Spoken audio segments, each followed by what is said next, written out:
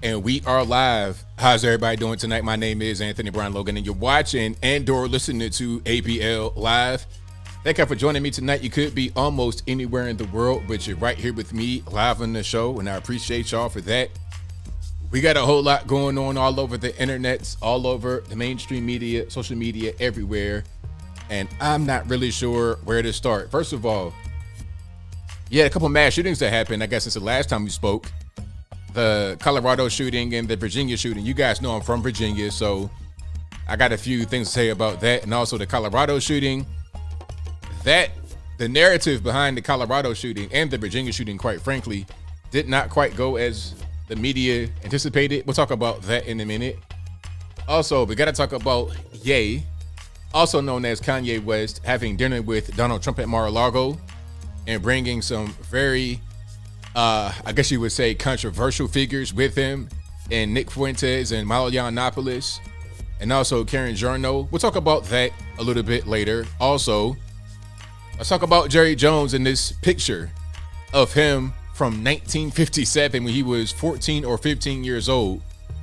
They're trying to bring that back up in a racial Me Too. We'll talk about that in a minute. Also, the case of Shanquella Robinson is really crazy. If you guys don't know about that, I covered that in the video where this woman went on a vacation with her friends in Cabo, Mexico and did not make it back. And the reason why she didn't make it back is probably because of those friends that she brought with her. We'll talk about all those things and more on tonight's episode of ABL Live. And thank y'all again for being here. You guys are the best audience anywhere on these internets. If you enjoy what you are hearing thus far, if you enjoy the content, if you enjoy the channel, please give the video a thumbs up, like the video, share the video, do all that good stuff. That'll help me out tremendously. Hopefully you guys enjoyed the Thanksgiving holiday. You're able to, be around family, friends, or get some good food, get some rest, whatever you're able to do on Thanksgiving. Hopefully you enjoyed it. Hopefully everything was all right. Hopefully you and your cousin didn't get in a fist fight. Hopefully you and your auntie did not start wrestling over the macaroni and cheese. Hopefully everything was A-OK. Right? With me, it was cool. I just laid back and chill. I didn't travel this time. I probably traveled for Christmas or something like that, but I wanted just to kind of get myself together and get some rest, and that's what I did. So shout out to y'all.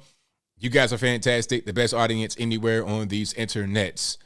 And we got quite a few topics on deck, like I said from the beginning. But first things first, shout out to the sponsors. Shout out to me, AnthonyBLogan.com. That is ANTHONY, the letter B, LOGAN.com. You can find every article on the website will be linked to a video.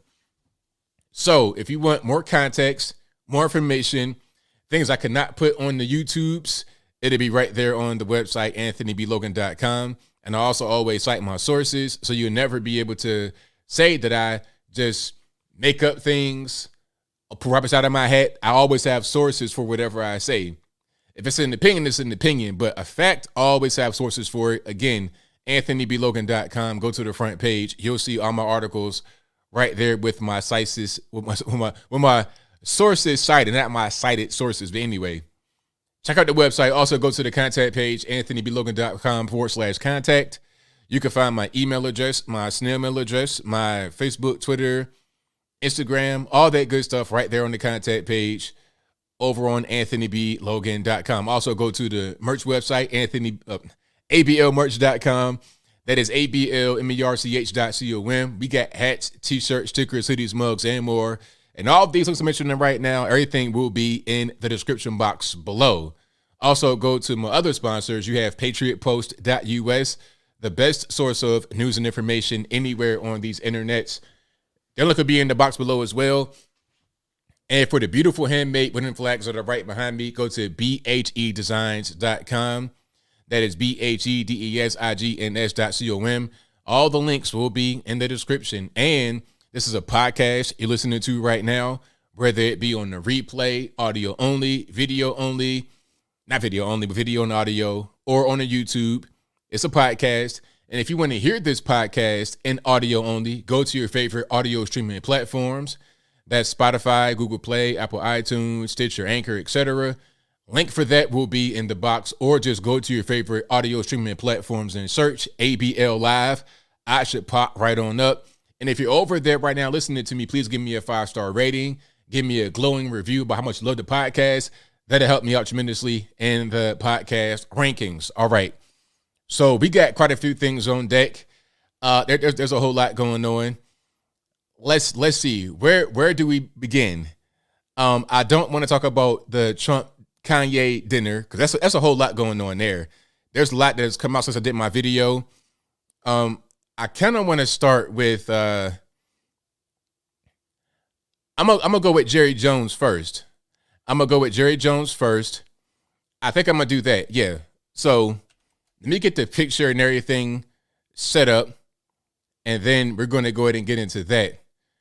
Well, y'all give me 1 minute. I gotta get a water. I forgot to get a water, and I gotta have the water on deck. I'm not even thirsty right now, but when I start to really kind of just get into it and get rocking and rolling, I want to have the water right there, arm's reach. So y'all don't go nowhere.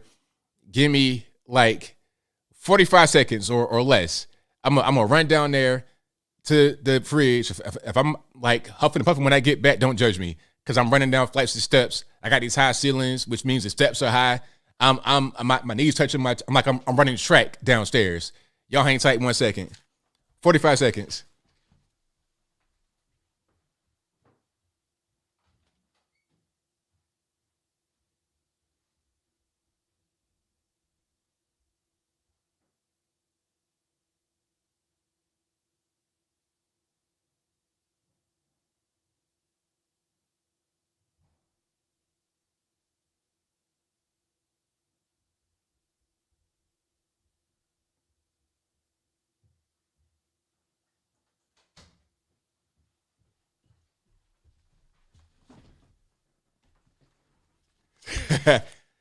So how long was that? Did I make it in 45 or no? So I'm down there. I might as well go ahead and get the coconut water, like old school, like I've been for a long time. You know, the coconut water, and then the regular water. 25. Okay, I'm good. Now, my heart about to fail. No, I'm playing. I'm serious. It's all good. So let's talk about Jerry Jones. All right. 46. Nah, I did better than 46. Let's not. So you guys know what Jerry Jones is. And if you don't, you know the Dallas Cowboys are, the NFL football team. He owns the Dallas Cowboys. He's 80 years old. The same age, by the way, as Joe Biden. We'll talk about Joe Biden in a minute because he's relevant here. So for some reason, somebody unearthed a picture of him from 1957 with a group of white guys, young white boys actually, because this is high school, group of white boys, and he's in the back kind of just observing what's going on. This was a anti-integration thing because apparently they were blocking the way of black kids who were trying to get into the actual school in Little Rock, Arkansas. Now, I made a mistake in my video. There's another picture that I'm gonna bring up in a little bit. It was from the same year, the same place, Little Rock, but a different high school. This one is North Little Rock High School, again in 1957. So check it out. So I'm not really sure. My thing is, Jerry Jones has been Jerry Jones for a long time. So I don't know. Hold on 1 second. I don't know how somebody just never posted that picture before, never put it together. They never said, hey, you know what? That's Jerry Jones right there. I'm not really sure how that never happened. It's kind of strange. This is a very old picture. It's 65 years old. And they just now, in 2022, 65 years later, saying, hey, you know what? That's Jerry Jones right there in the background. So you can see he's just kind of sitting there. And I ain't going to lie to you. That looks just like him, though. Those genetics are something serious. I mean, good grief. Like, how do his kids look? That's some George W. Bush genes. If you've seen W lately, he's looking like HW because the father time is crazy. But that's him right there at age 14 or 15. Okay. And you see what's going on here. You can tell it's an old picture. These are high school boys, apparently. Look at this boy right here with a cigarette in his mouth. Boy, probably about 15 years old, smoking a square. What is going on in your life, sir, where you got to be 15 years old smoking a square? All right, like what's really happening? So you see the black kids are right there trying to go into the school.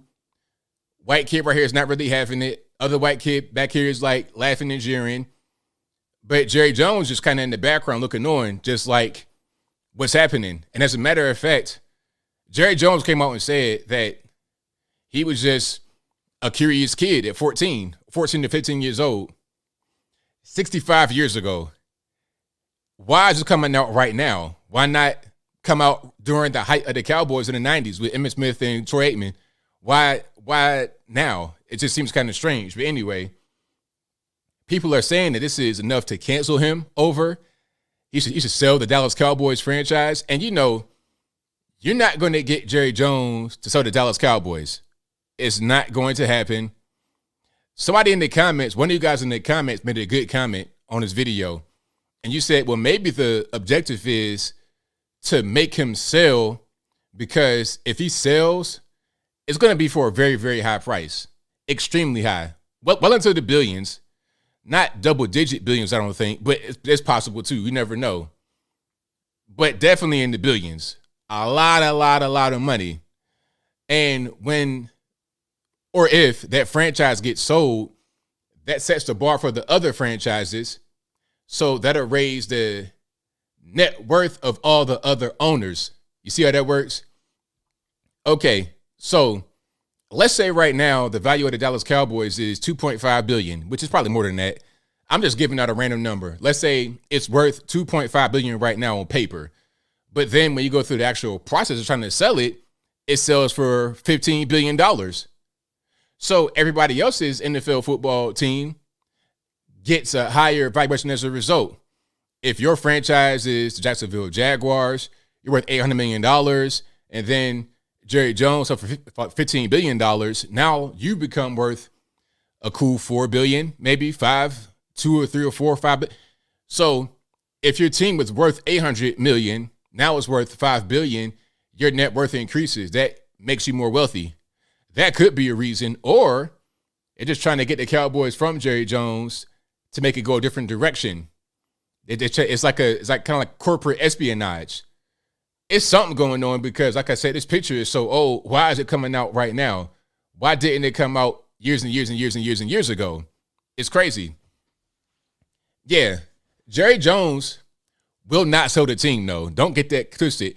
When he dies, his kids take the team from him. The same thing with the Rooneys in Pittsburgh. When Art and Dan and all them died, the kids take it. It's going to be passed down from generation to generation. It'd be like the British monarchy. You know, it go, okay, you got the queen, she died. Okay, now come on, King Charles, you take over. Okay, King Charles dead. Okay, come on, Prince William, you take over. He's dead. Okay, one of the kids, you take over. It's going to be like that. They're not going to just give it up like that. No way. The NBA, Donald Sterling, that's a whole different situation. But the NFL, the Dallas Cowboys, oh no. You're going to take that from his whole family's cold dead hands. It's not going to happen. But maybe that's a part of the whole game. That's kind of what I'm thinking. But anyway, people are saying this is so deplorable, so despicable. But remember, 1957, he's 14 or 15 years old. He's a kid. He's a young man. Now, a lot of the people that are upset at Jerry Jones, a lot of your wokesters out there in the world, also voted for Joe Biden. Now, remember, Joe Biden said in 1977, at the ripe old age of 35, while he was a U.S. senator in Delaware, okay, he said he did not want his kids to do what? Grow up in the racial jungle. Speaking about integration. And the whole thing was about busing. Now, I'll talk about busing in a minute. But he did not want to have his kids be involved in the whole busing process where to forcefully integrate schools, they would take kids from one side of town and physically bus them to another side of town to go to a different school to quote unquote desegregate, integrate, or diversify the school. If a school was all black, they would take white kids and put them in the all black school. If it was all white, they would take black kids, put them in the all white school. That process right there, he was against. And quite frankly, he was not alone in his thought process. A lot of black folks felt the same way. My dad was involved in that process of busing. He didn't like it at all. And my dad was a liberal till the day he died. He was a liberal, but he did not like the busing thing because of the actual, it's one thing to say, okay, let's bus these kids to a different school on paper. But then when you actually do it, you got kids, I'm in a brand new neighborhood. I don't know anybody. There's a cultural difference. They don't like me. I don't like them. This is not what I wanted. I liked my school before. It was a mess. And you got to go far away. It was a whole big mess. People didn't like it. Some may have liked it. Some may have benefited. But a lot of kids and parents did not like busing. However, Joe Biden said that. And if Joe Biden is to be seen as this moral compass, then how can he get a pass for saying that in 1977 at 35 years old while he's a senator? So you can make laws that would change that potentially. Why is he getting the pass when Jerry Jones is not getting the pass for being in the picture at 14 years old, not saying a word, not doing anything? It seems kind of strange to me personally. But hey, whatever.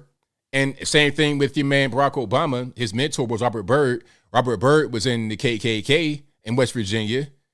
And he was not in the Klan when he was 14 to 15. He was a fully grown man, a college graduate.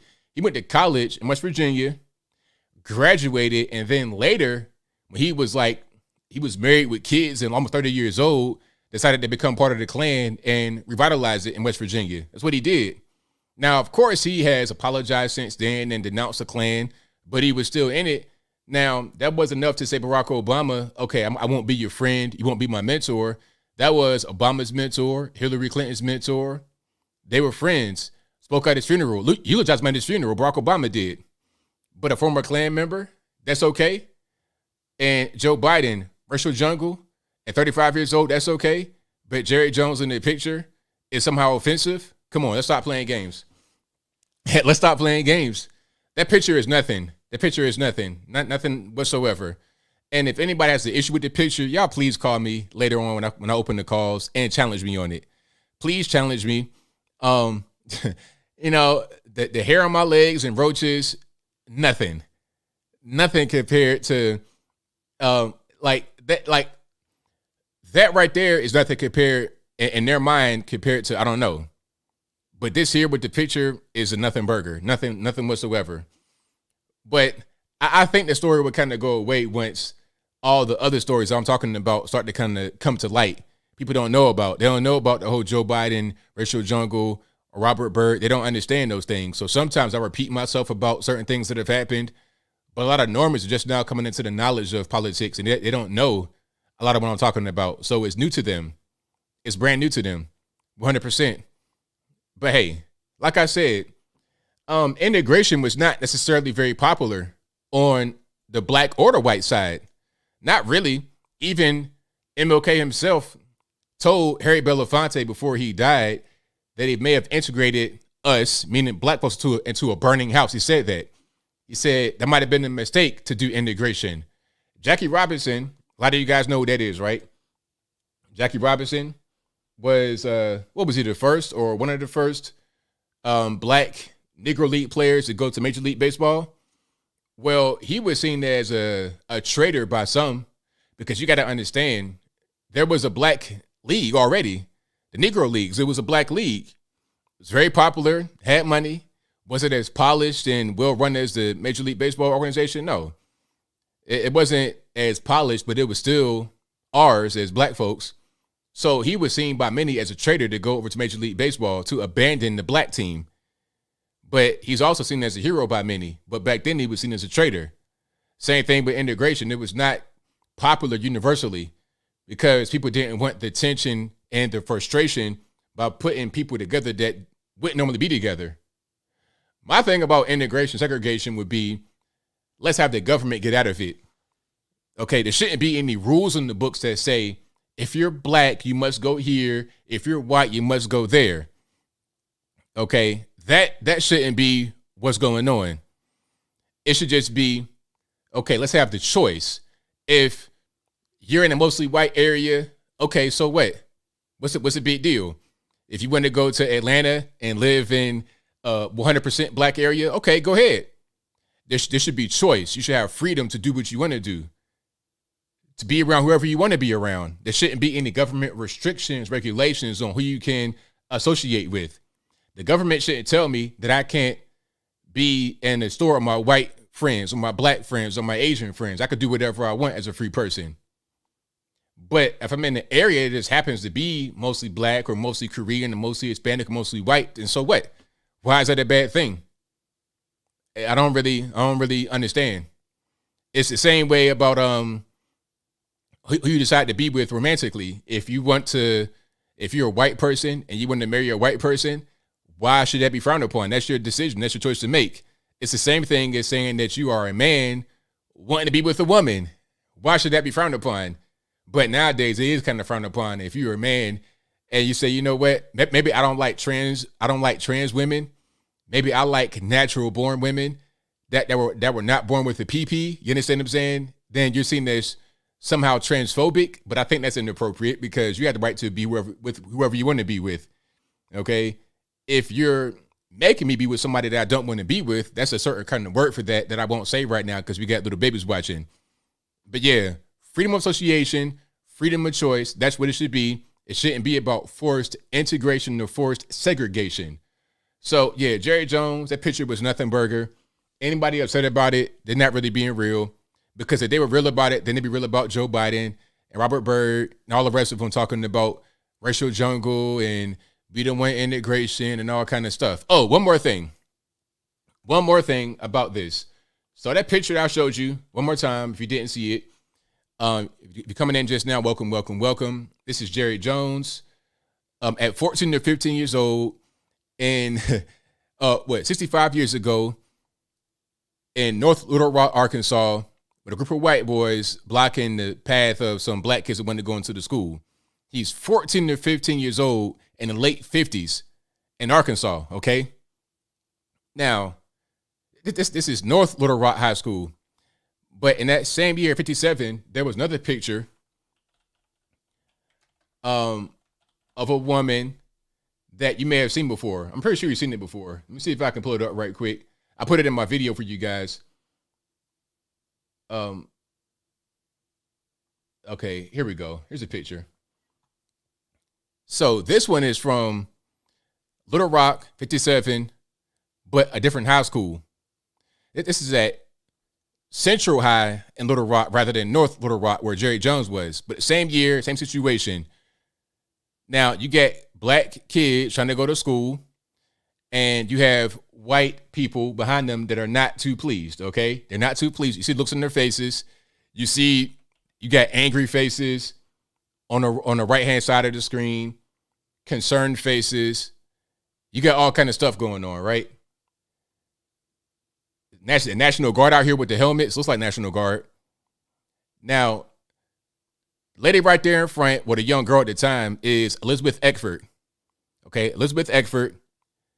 Woman behind her is literally screaming at the top of her lungs. She's screaming at Miss Eckford, screaming at her because she's protesting her coming to the actual school. Again, this is during integration, forced integration, black kids going to an all-white school. The white people behind them don't like it, so they're screaming at her. But later in life, they became friends. You can look it up. It's a true story. Elizabeth Eckford and lady right there screaming at her, they became friends later in life. True story. Look it up. I know that because it's a public story. There's articles written about it, and I know her relative in real life. I know a relative from Virginia. So, people talk about old pictures, and you can't. Oh, if you were doing that back then, you can't be. You can be redeemed. You can be forgiven. You can move on. You can change your life. Just like guys I know that were involved in the gang lifestyle. I know guys that have been to the penitentiary. I know guys that have shot people.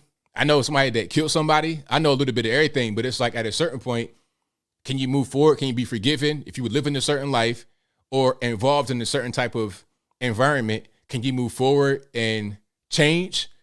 Can you do that or nah? If you're 14 years old, coming from North Little Rock, and that kind of environment, you just happen to be in a particular place, observing what's going on, not knowing that's going to be a story, you just there.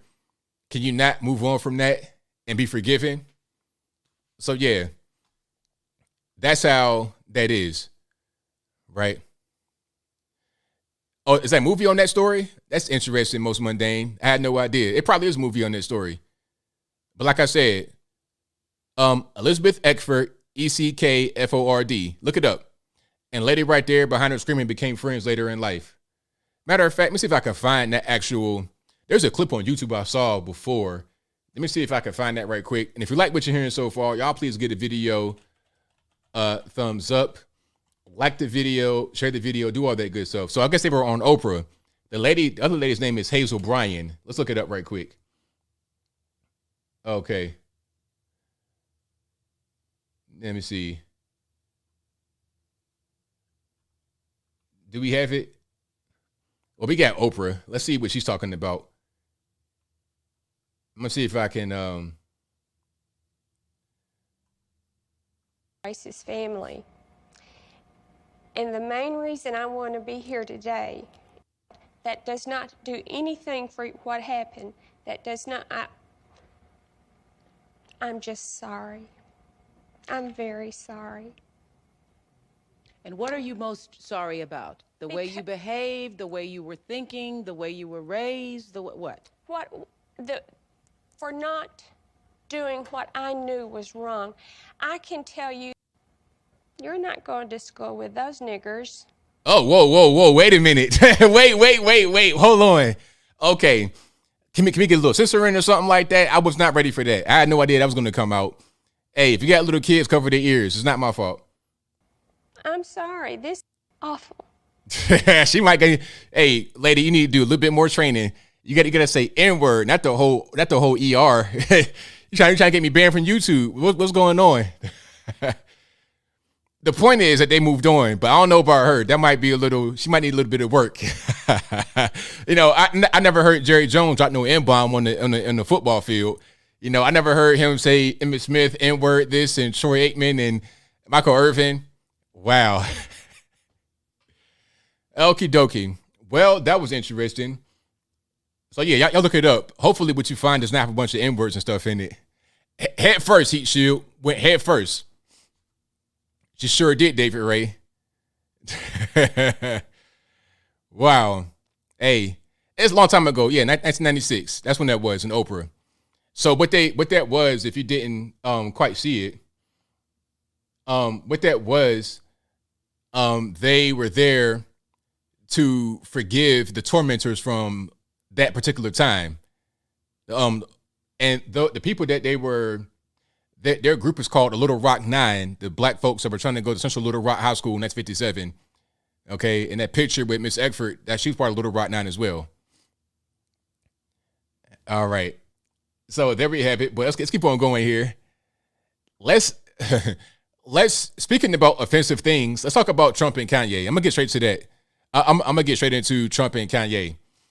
Now, I don't know what the purpose of this dinner was. Let's back up a little bit. So Trump and Kanye had a meeting at Mar-a-Lago, like a lunch or a dinner meeting.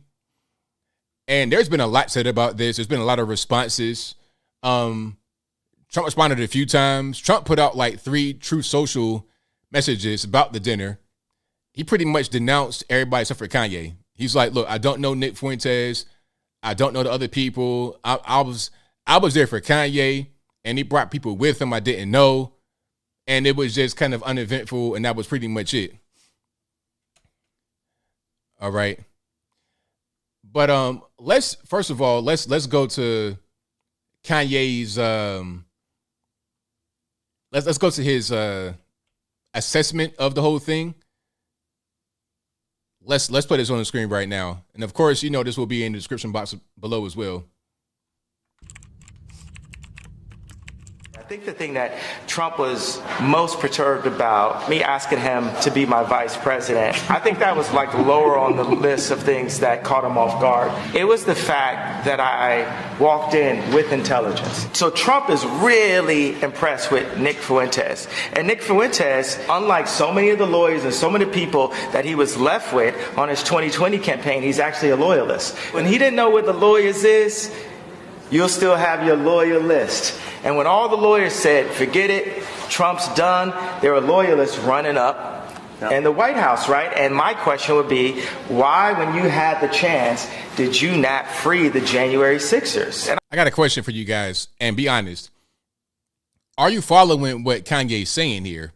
Because I'm kind of like playing this back again, and I realize that doesn't make a lot of sense. When I play it all the way through, I'm having a hard time following what he's saying.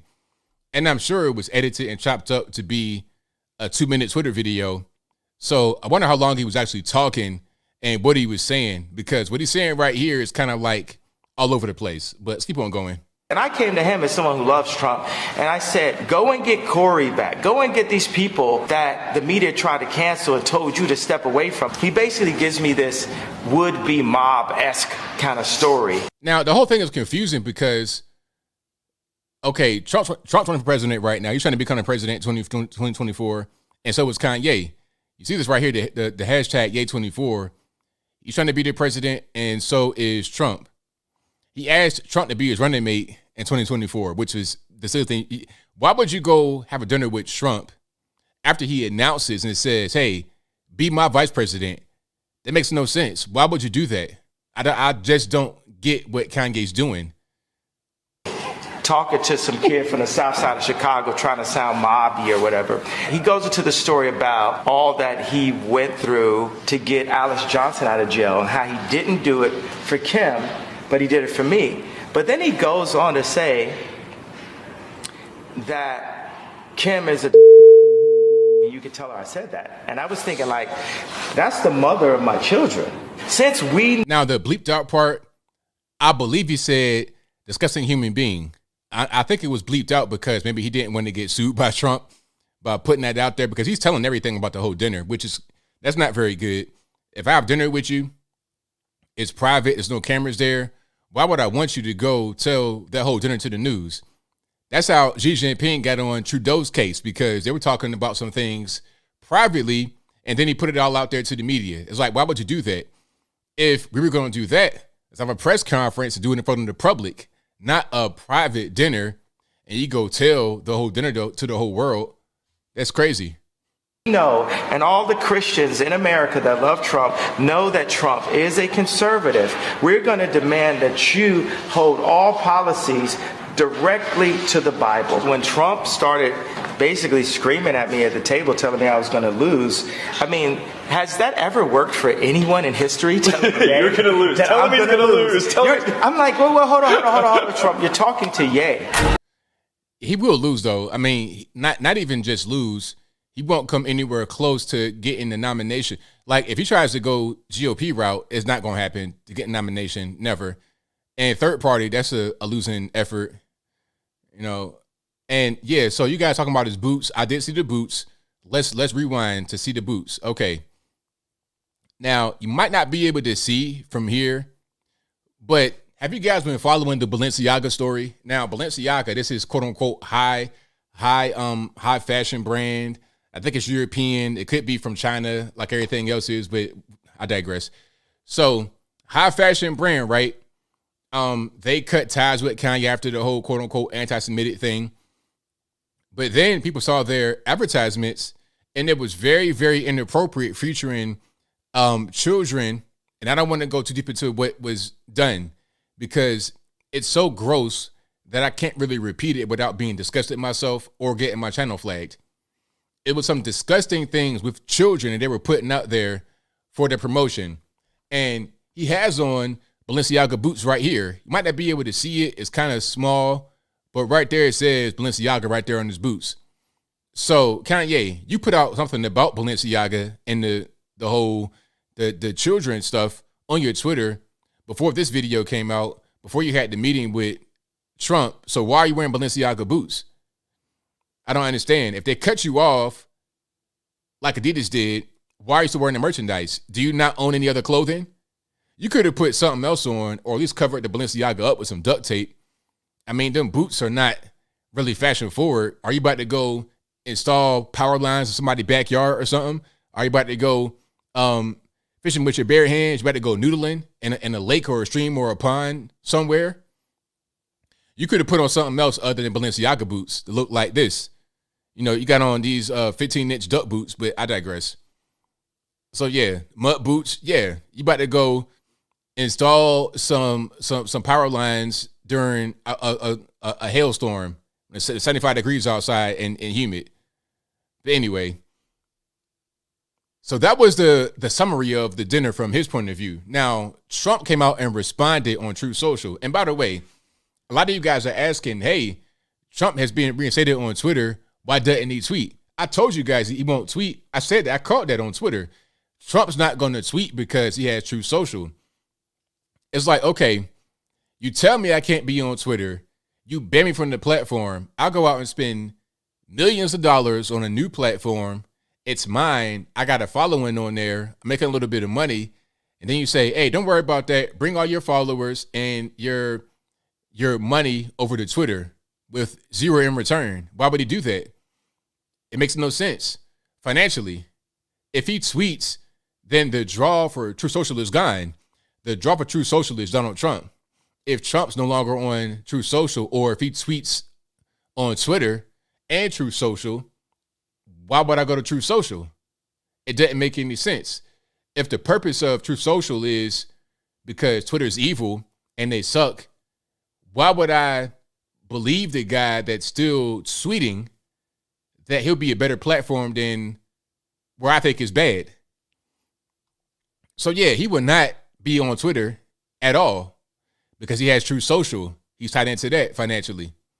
That's just what it is. So he's putting out Truth Social tweets, and all we do really is just retweet. All we do is screenshot it and then put it on Twitter ourselves.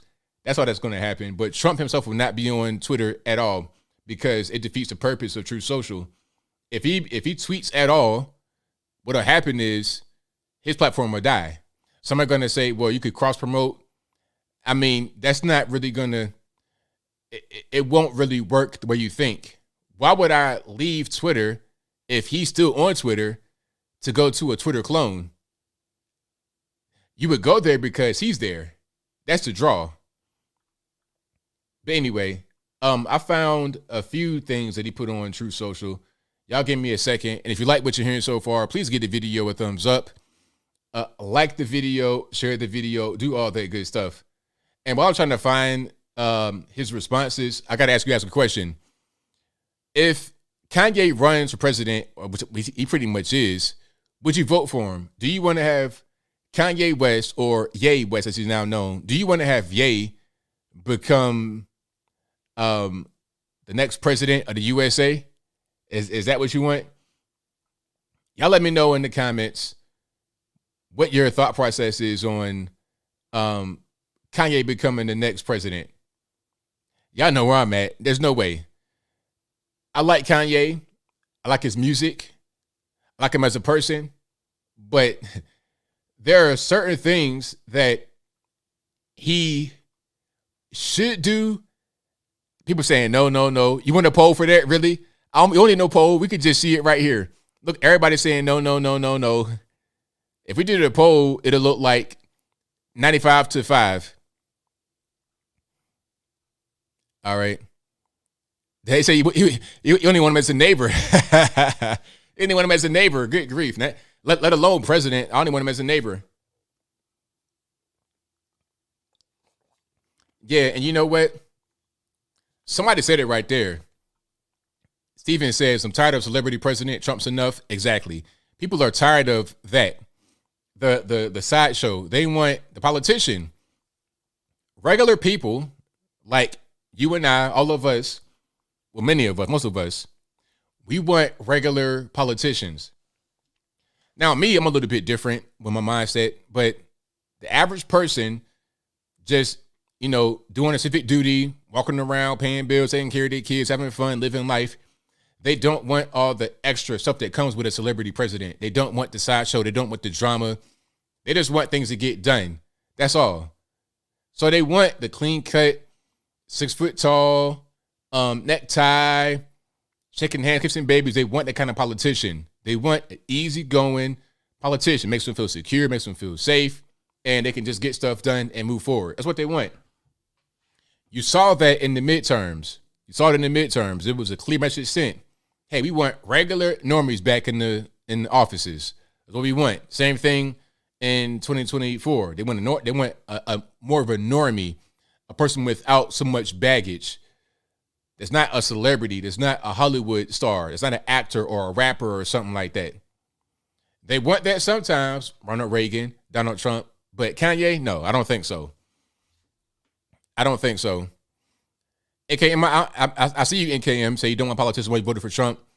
I think people are changing. People don't really want what they wanted in 2016 now, and it won't be like that in 2024. They want to go a different direction. It's just like the swing between left and right in the White House. Okay, we had Slick Willie for 8 years, and then we went to another branch of the same tree. We went to W for 8 years. Then to Obama for 8 years, then to Trump for 4 asterisks, then to Biden. It's a swing. So maybe you want an actor or a non-politician at one point in time, but then after you have it for a while, you want to go a different direction.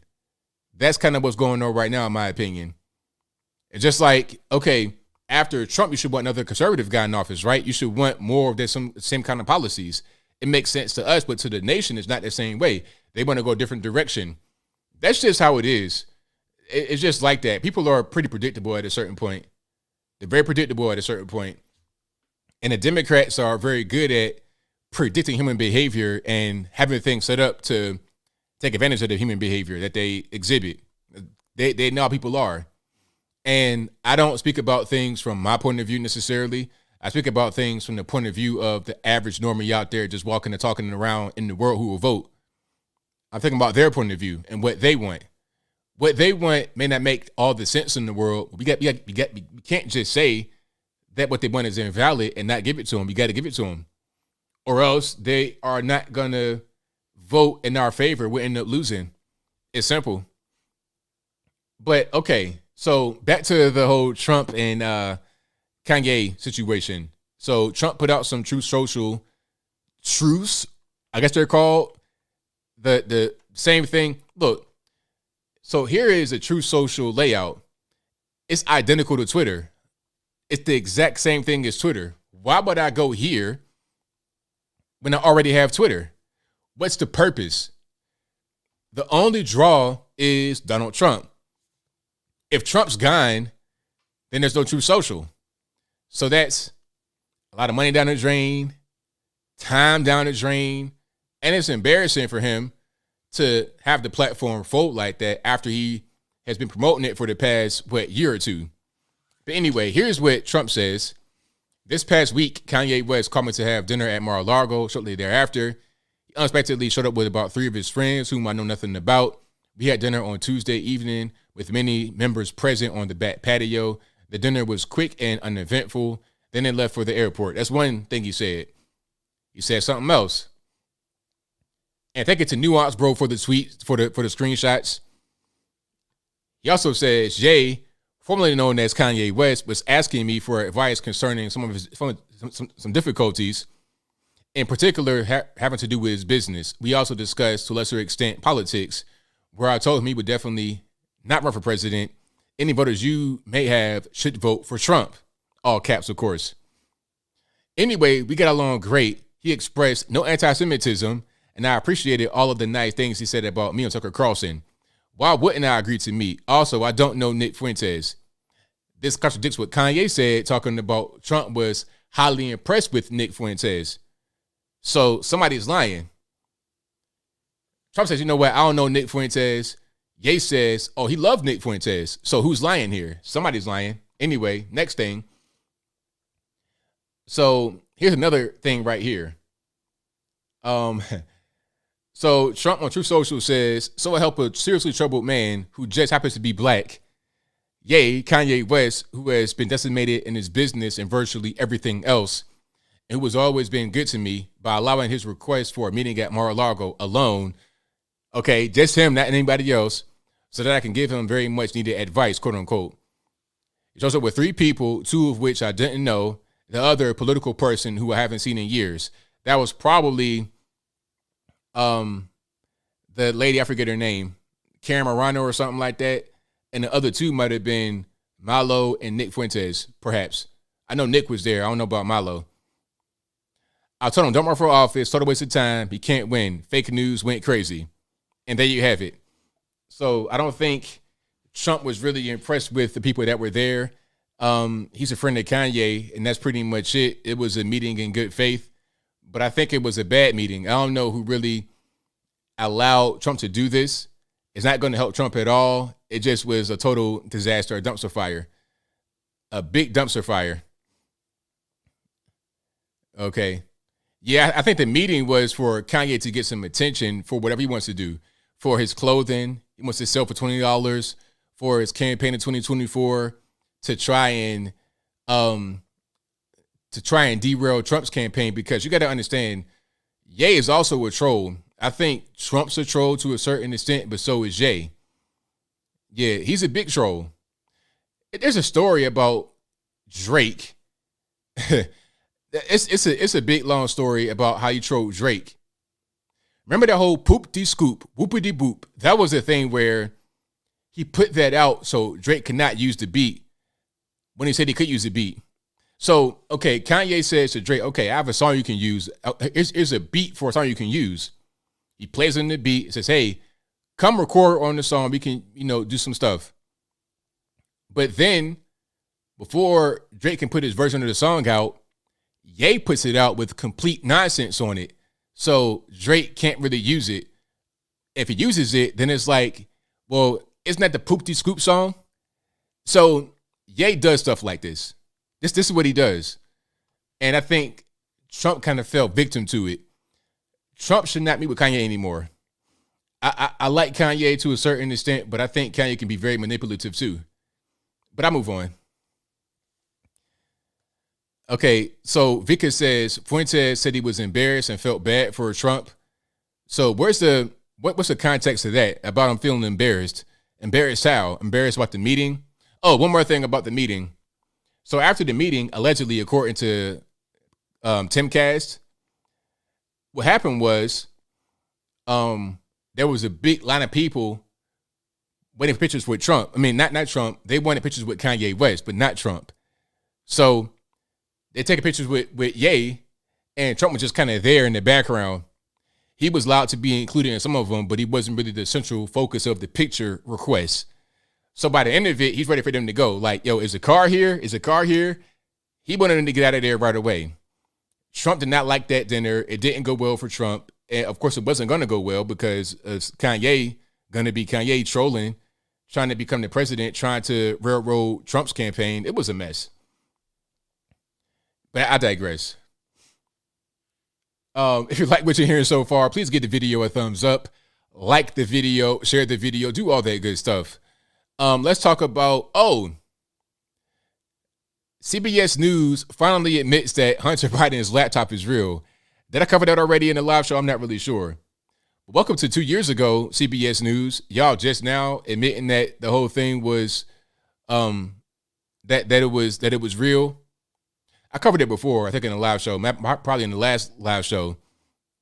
The whole thing was a mess. It was a big crazy mess, but I'm not really sure why things happen in the time that they happen. It's a reason for it. The whole Kanye and Trump thing, that's timing for a specific reason. The whole thing with Jerry Jones, again, very selective timing, interesting timing right now, 65 years later. And the thing with Hunter Biden's laptop finally being verified, because I think what's going to go down there is there's going to be some investigations from the Republicans. Since they got the House, they're going to quote unquote investigate. And the thing about investigations, I'm not really too terribly enthused about those because a lot of these things go nowhere. Okay, you're gonna investigate. You're gonna bring some court action to people. They're gonna have these ridiculous, crazy lawyers vicious lawyers, and you won't get anywhere. A bunch of ridiculous stonewalling. And sometimes it's things that are obvious that don't even really get, that there's no punishment for. Just like with your man James Comey. Did he get punished for leaking a document to his friend to leak to the media? Was there ever any punishment for that? I mean, there's all kind of stuff people do, and there's never any kind of consequence. There's no punishment for it. So when you're talking about investigation, I'm kind of just like, all right. Well, when you get done investigating, when you get done looking into what you got to look into, wake me up.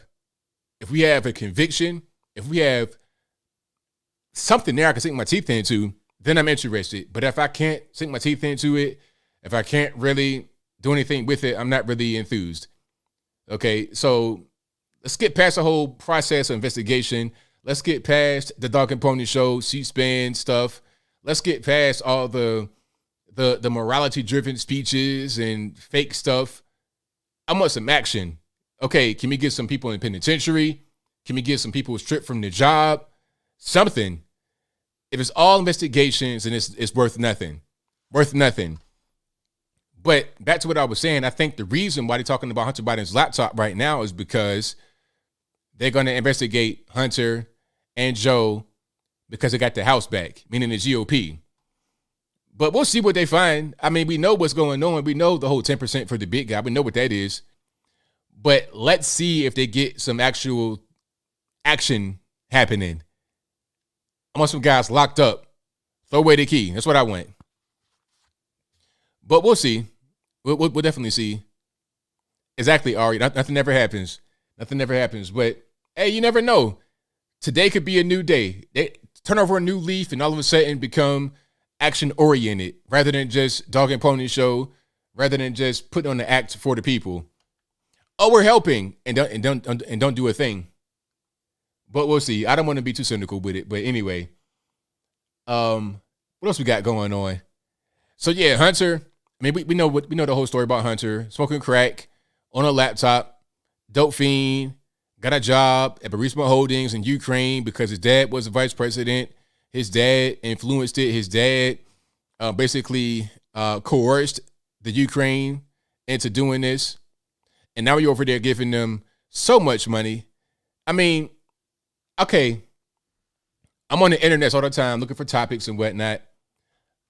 I go to my phone all the time and I see, okay, 40 million to Ukraine, 100 trillion gazillion to Ukraine. Every other day, they get out more and more money to Ukraine. It's like we have a never ending, we have a blank check for Ukraine, a blank check. And for what though? Is the war going to get, what's the objective at this point? To win the war? Is that ever going to happen? I don't think so. I think not. I think it's just to try and weaken the Russian Federation by a proxy war so we can go and do whatever we want to them. If they're weakened, then they're in a state where we can just kind of take over or have more influence in that particular part of the world. But I don't see it happening because they have the resources. So they have the power. They got the location geographically. They got the allies, China, Iran. They got the money. They got the resources. What are you going to do? You can try to do a little proxy war in Ukraine, but that's not really going to affect them because they have all the things behind them. They got China in their back pocket and vice versa. It's just not going to really work the way they think it's going to work. So I don't really see the purpose. We should just get out of Ukraine. Okay. Yeah, it's definitely a big money laundering thing. That's, the war and the weapons and the personnel and all that kind of stuff, all these little programs they got going on. It's a big money laundering thing for sure. Big time money laundering thing. So we'll see. We shall see what happens with that. Yeah, definitely. It's definitely a thing to make people richer. War makes people richer. The whole war machine, that's all it's about really is about that money. It's not about winning. The winning part is not even important. The important part is making that money, giving them finances. Because one thing I know is that we don't talk about how we're going to win, really. That's not really an objective. But we do talk about how we're going to give them some more money. That's always a thing. It's like, okay, give them $40 billion more. Okay, make it so. How are we going to win? Don't worry about the strategy. How are we going to win? Don't worry about that. You're losing right now. How are you going to win? Don't worry about the strategy. How are we going to win? Just give us some more money. That's all we got to worry about. But anyway, I digress. Now, what else we got going on? Oh, with the whole FTX thing. Did I cover the whole FTX thing? FTX is super cringe. I got some videos of this guy. Hold on. I got a video for you guys of the FTX guy. What's his name? Sam Bankman-Fried. First of all, he looks identical to Bernie Madoff. And I'm not being racist, but he looks just like Bernie Madoff.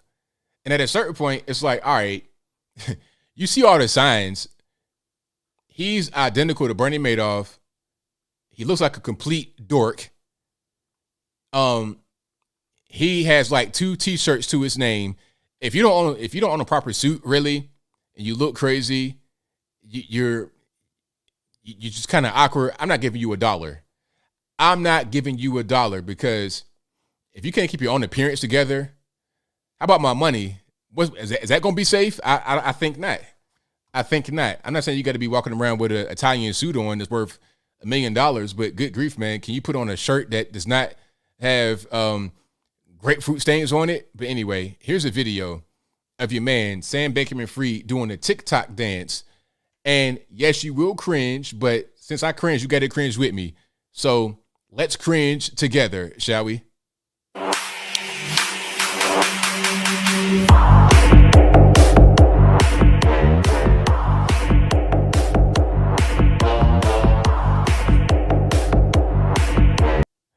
So yeah, that's your man right there. So he'll be in a meeting with some heavy hitters wearing this kind of stuff right here.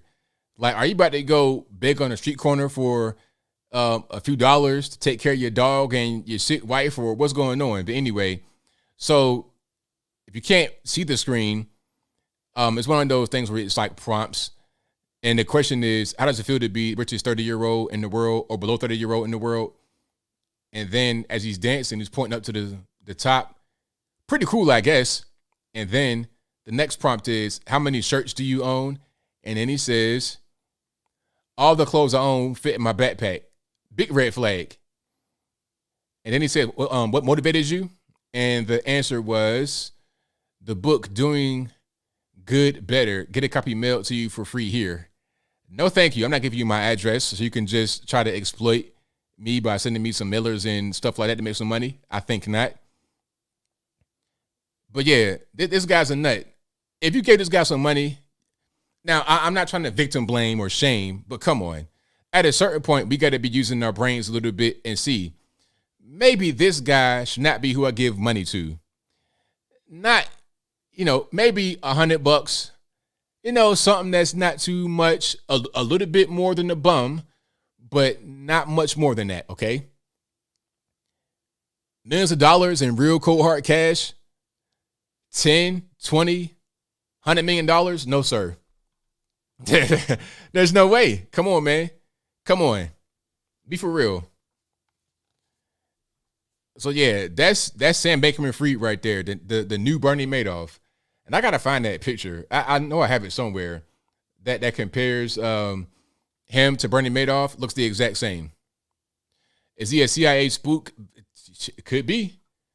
I mean, at this point, I don't really think that anybody is beyond being that. Possibly anybody could be that.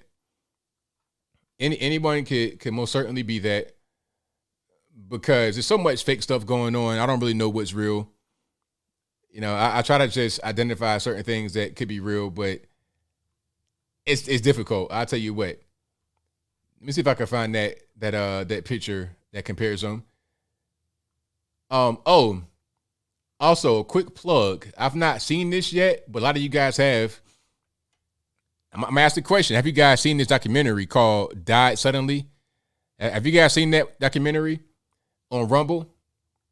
Now, I've not seen it yet, but I hear rave reviews. Now, what it's about is the bug, the China bug, and the vax, and some of the adverse reactions. Okay?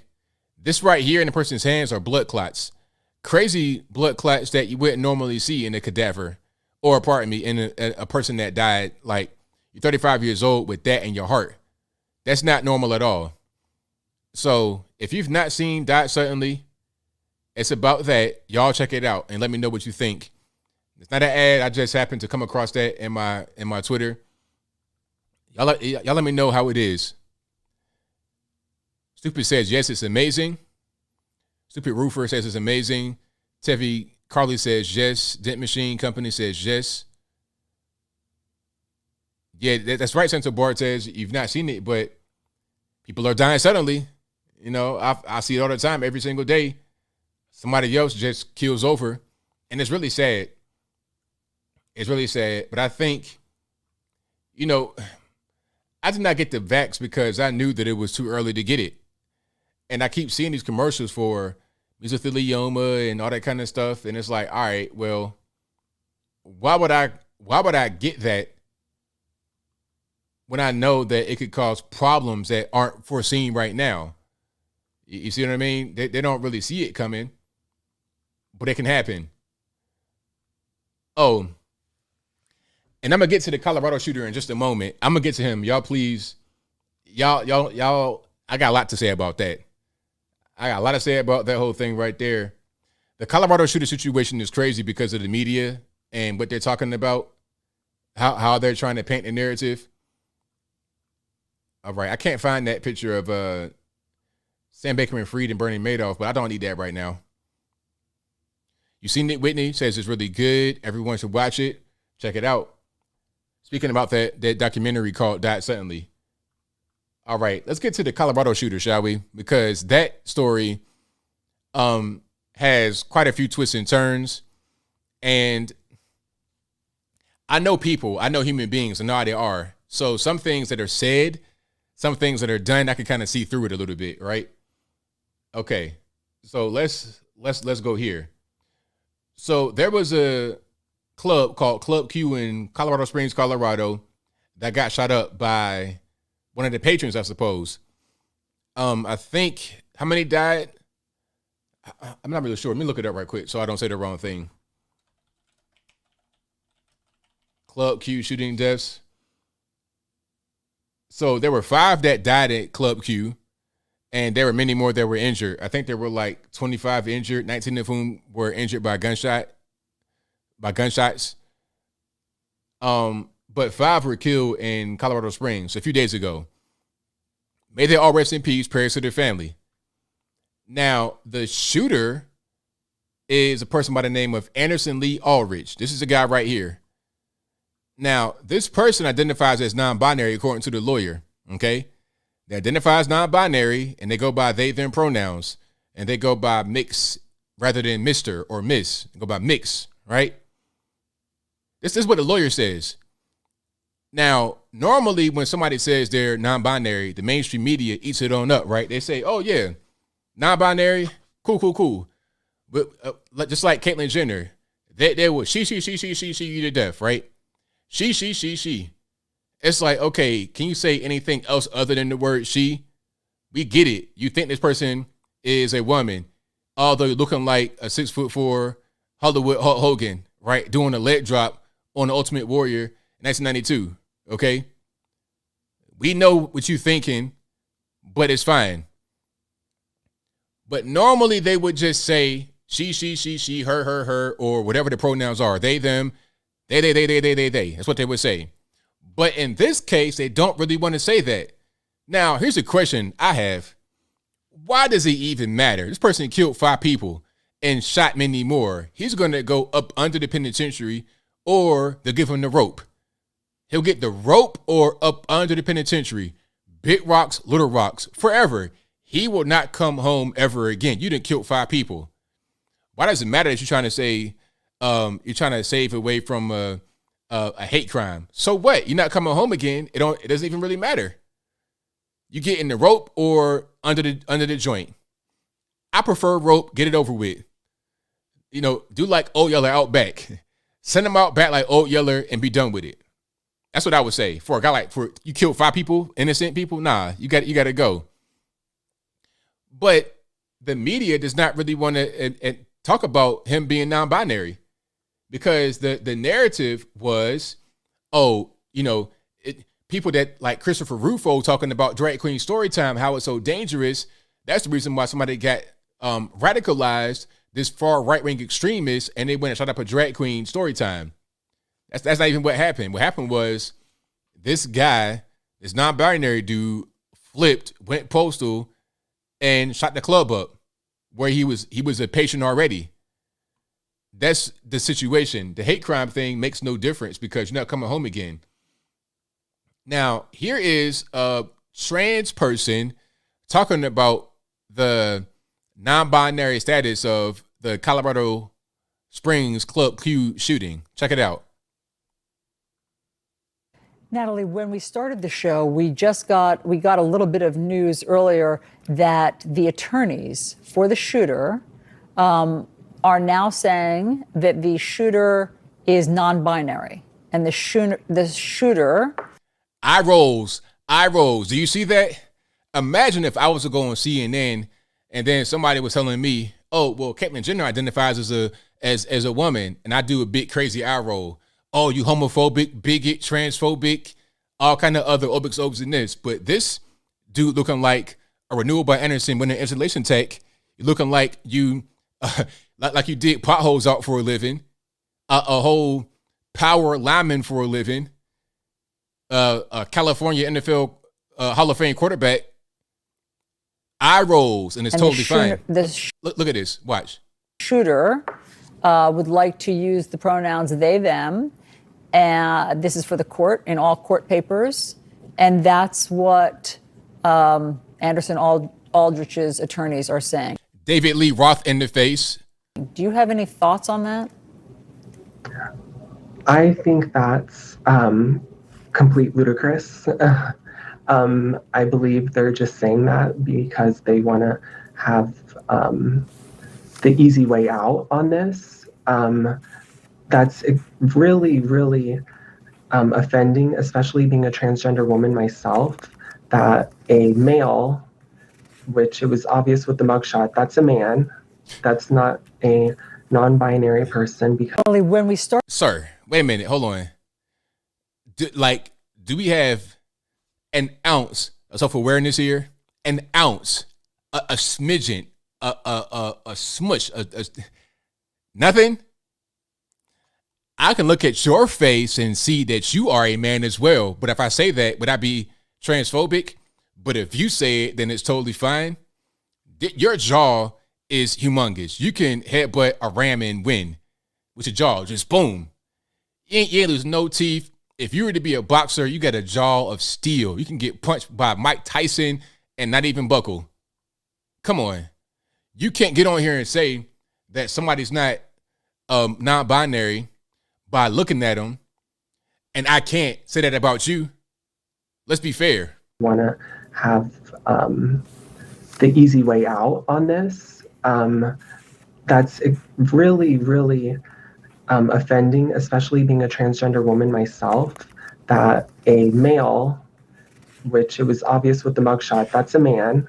That's not a non-binary person. Sir. Because in no way, shape, or form could they appear as a woman the next day. It's really offensive to even hear that they're playing that role. I got to ask a question, though. Okay, this person right here, do you think we think you're a woman, that you identify, like you really appear as a woman? Do you think that we think that? I mean, whatever you want to identify as, that's totally fine. You can identify as a unicorn, a giraffe, a space alien, whatever you want, a water bottle can fly. Identify as whatever you want, because that's your mind. I can't control how you think, how you feel about yourself. However, come on, man. Like, I was born at night, but not last night. I know a man when I see one. Usually. I've seen some stuff, but this right here is not really convincing. And if they're non-binary, why would you go after the club where you feel safe at?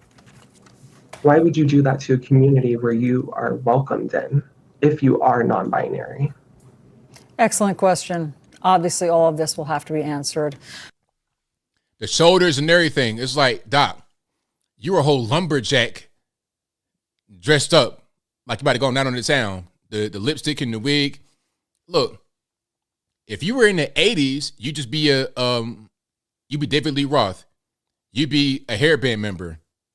That's all it would be. You wouldn't be talking about I'm a woman now. Nah.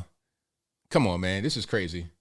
But anyway, there's more though. There's more. Oh, I got more. That ain't even it. You thought I was done? you thought I was finished? No. So the shooter has a father that has a very interesting story. Okay? I'm gonna just put it to you like that. I got one video, at least, maybe two videos, but one video, we're gonna watch that right now. Okay, let's check it out. Here's the shooter's father. Now, I'll tell you more about him after we get done with the video. Watch this right now. There was a shooting involving multiple people, right? And then later on going to find that it's a gay bar. Yeah, right. And I was like, oh my God, is he gay? As a scared, oh my God, shit, is he gay? And he's not gay, so it's well, you guys had conversations about that. You were. Oh yeah, I was adamant told him. Yeah, you were adamant that gay is bad. I'm a Mormon. I'm a conservative Republican, and we don't do gay. Gay. We don't do gay. Yeah. I can't get answers from the attorneys really, but they're saying that some of these, it's involving a gay bar or some shit. I don't know. I don't know what the heck he did at a gay bar. I don't know what's going on. Well, he's accused of going on a mass shooting at a gay bar and killing 5 people. Colorado. Okay, well, that's shit. If he's accused of doing that, I'm surprised he's not gay. I'd say that, but he's not gay. Okay, there's a lot to unpack here. There's a lot to unpack. Now, his speech is kind of muffled, obviously. Drugs are really just whipping his hind parts to death. I'm talking about they beating him senseless. What drug is he on? Is that meth that does that? Is that crack that does that? The jaw is going all over the place. You see this? Look at his jaw right here. That the jaw is going back to his ear.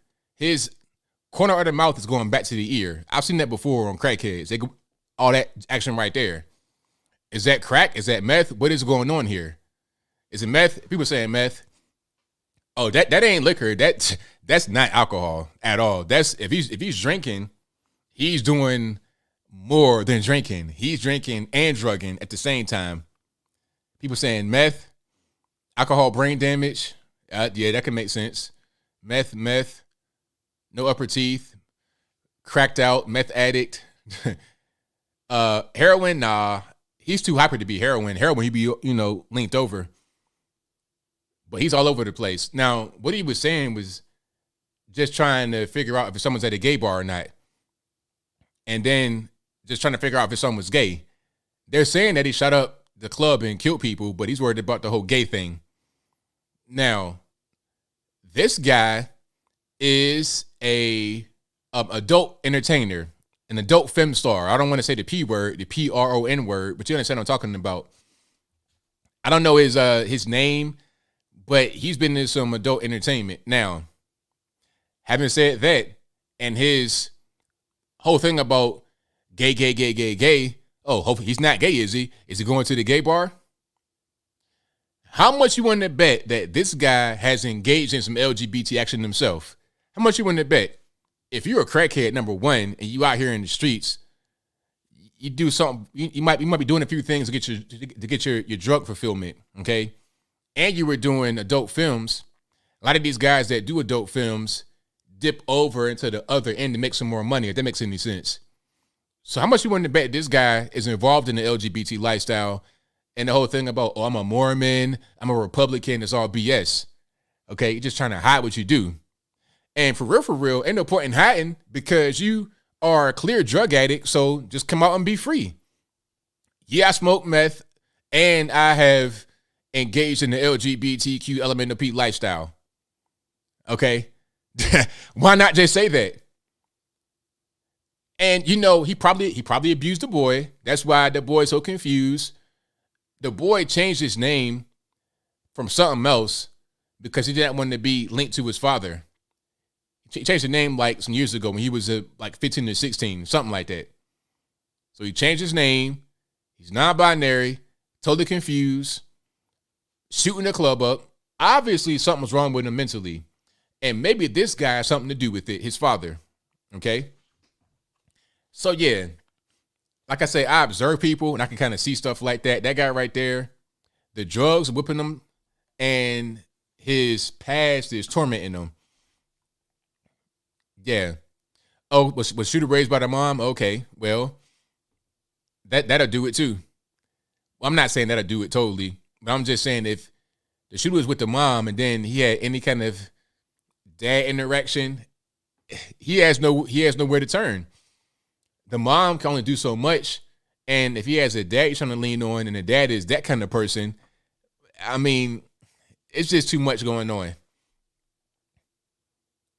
Charlie Sheen, yeah, Charlie Sheen. If Charlie Sheen wasn't rich, he'd be that guy right there. Yes, 100%.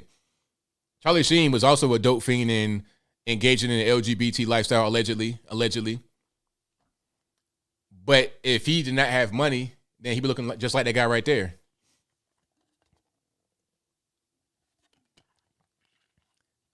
If you like what you're hearing so far, please give the video a thumbs up. Like the video, share the video, do all that good stuff. And there's a lot I could get into. Don't want to get into Shanquella Robinson case. I kind of don't want to get into that one, really. That's kind of a sad case. But I'm gonna talk about, I'll talk about it, but I won't talk about it too deeply. How about that? So Shanquella Robinson was, I think, 25 years old, took her friends with her to Cabo in Mexico. And she did not come back with them. They came back on the plane, but she did not come back with them. And I think they say that she had paid for them to go. The friend said she had alcohol poisoning, right? But when they did the autopsy, it came back that she had like blunt force trauma, like a broken neck and stuff like that. So if that's going on, oh, and she died, like if I mentioned that part, she died. The friends left her in Mexico, came back to the U.S. after the vacation or whatever. They left, came back, left her there. They said that she was found by a housekeeper. It's a whole big mess. But anyway, the story was about alcohol poisoning. That wasn't true. They did a autopsy. They found a blunt force trauma. Now they got to bring them back to Mexico to face charges. There's a warrant out for their arrest right now for the so-called friends.